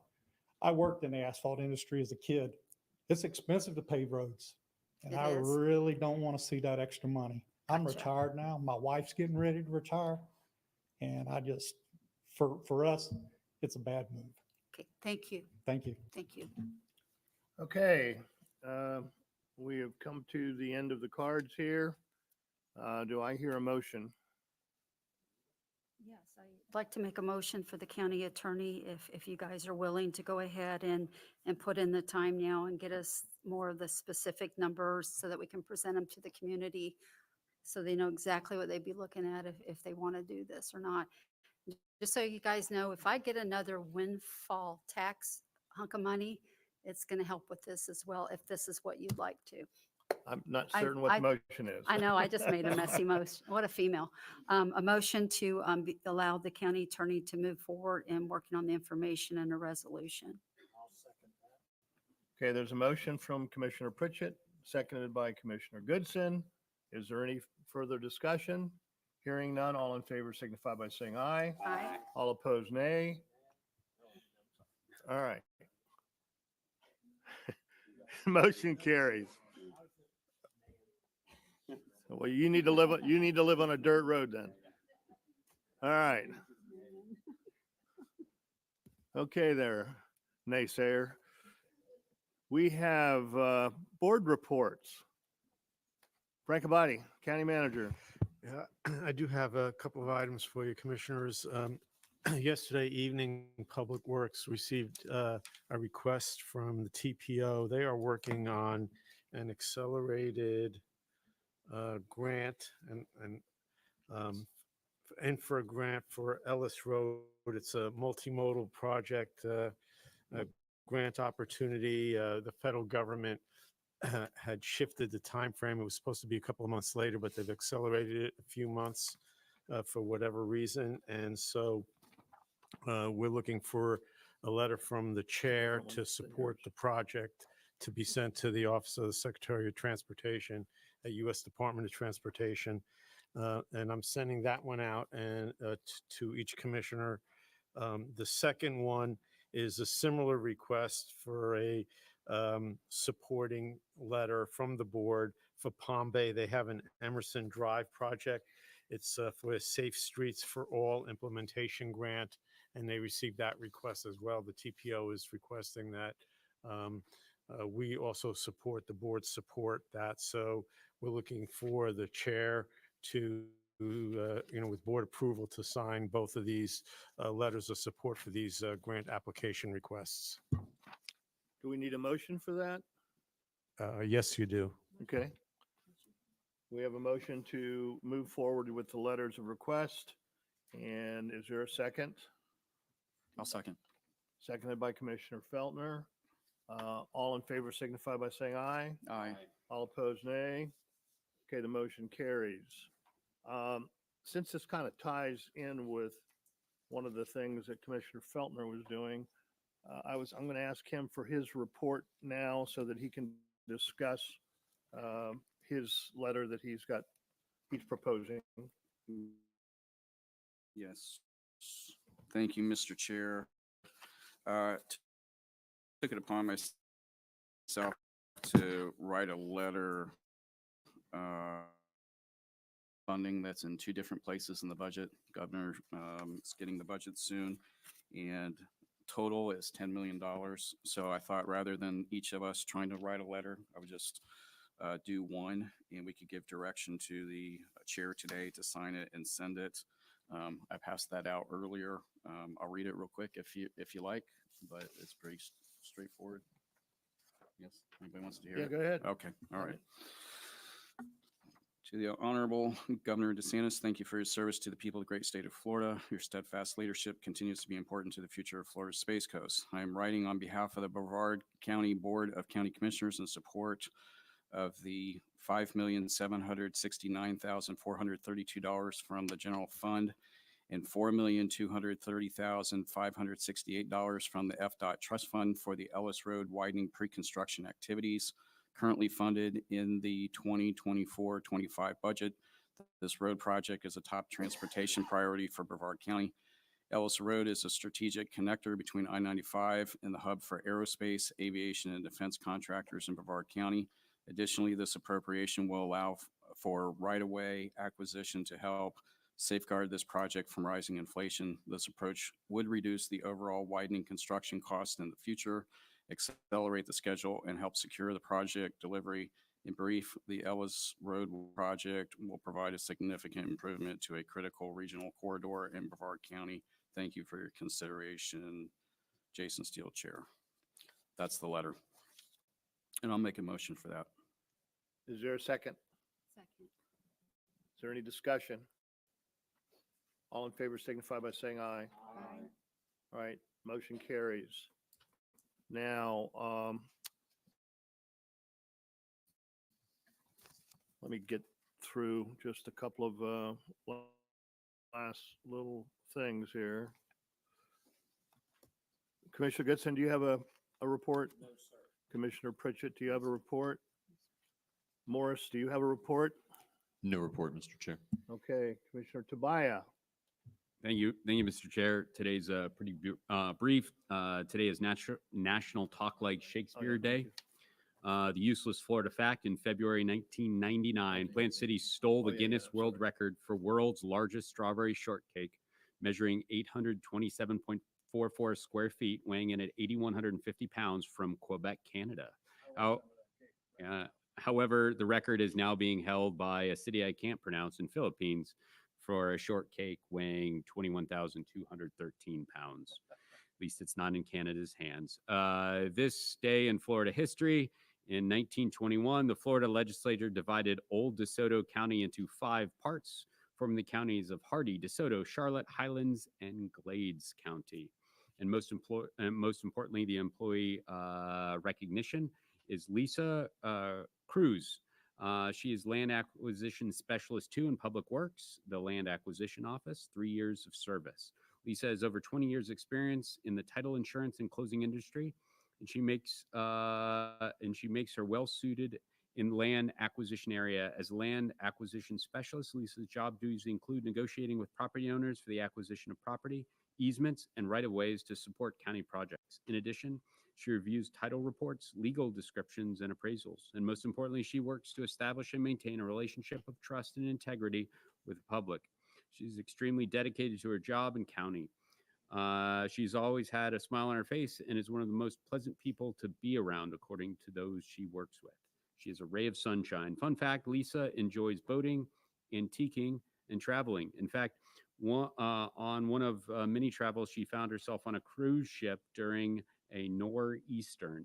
The waves were crashing over the deck, 11 of the ship, but like the trooper she is, she remained true and steady in tough times. She didn't even get seasick like most of the passengers around her. Lisa, thank you so much for your service. You provide a very important function that most of folks in the county benefit from, but have no idea is going on. Thank you so much.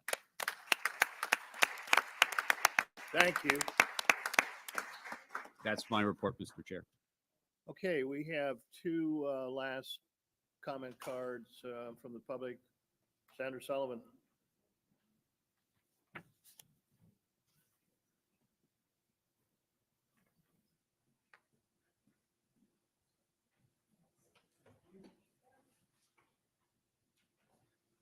Sandra Sullivan, South Patrick Shores. So over the last couple weeks, I've been writing a lot of emails and calling the District 4 office without response. We were made aware of a meeting. I was aware of this a couple months ago, a county meeting with some of the residents of South Patrick Shores on the 25th of April. And since I didn't get an answer out of the District 4 office, I decided to go to the Save Our Lagoon Citizen Oversight Committee on Friday. And I asked the specific question. The use of the DMAA dewatering site for the Grand Canal project, are you extending the TUA agreement to facilitate other projects? Because our community, we had a community meeting with over 100 people present. Everybody was invited. And we were told in 2018 that this project would be only for the Grand Canal project because of the inconvenience to our community members. So it was flat out stated, a misrepresentation, that this was only for the Grand Canal project. And you can review that on Waves Action. I posted a clip of that video. I think I've sent it to you via email as well. So lo and behold, yesterday in records request, which I routinely do, I see this email, and it's an email from Satellite Beach to DEP. And it says the biggest hurdle that we are unable to start our project until the county is done with theirs, as we would be using the same site for the muck. At this point, the most up-to-date information is fiscal year 26 before the city can start their muck removal. So in other words, the county flat out lied to us. And further, I called Amanda Peck, who's the administrative director with that department in Florida DEP. And she confirmed the intent to use the DMAA site in South Patrick Shores. So no wonder I didn't get an answer. And I'd like to say that problem with the county is you're taxing us. We, the people, agreed to tax ourselves for the Save the Lagoon people, and you're lying to us. I mean, the same thing for the Save the Rockledge trees, you know, which now I understand is under initiative to reevaluate how many trees to cut down. Last time was 67. We were told it was simply a repaving project. No, because I did due diligence. I dug into it, found out they were being lied to. It was about doing a paving project. And then we got a flamingo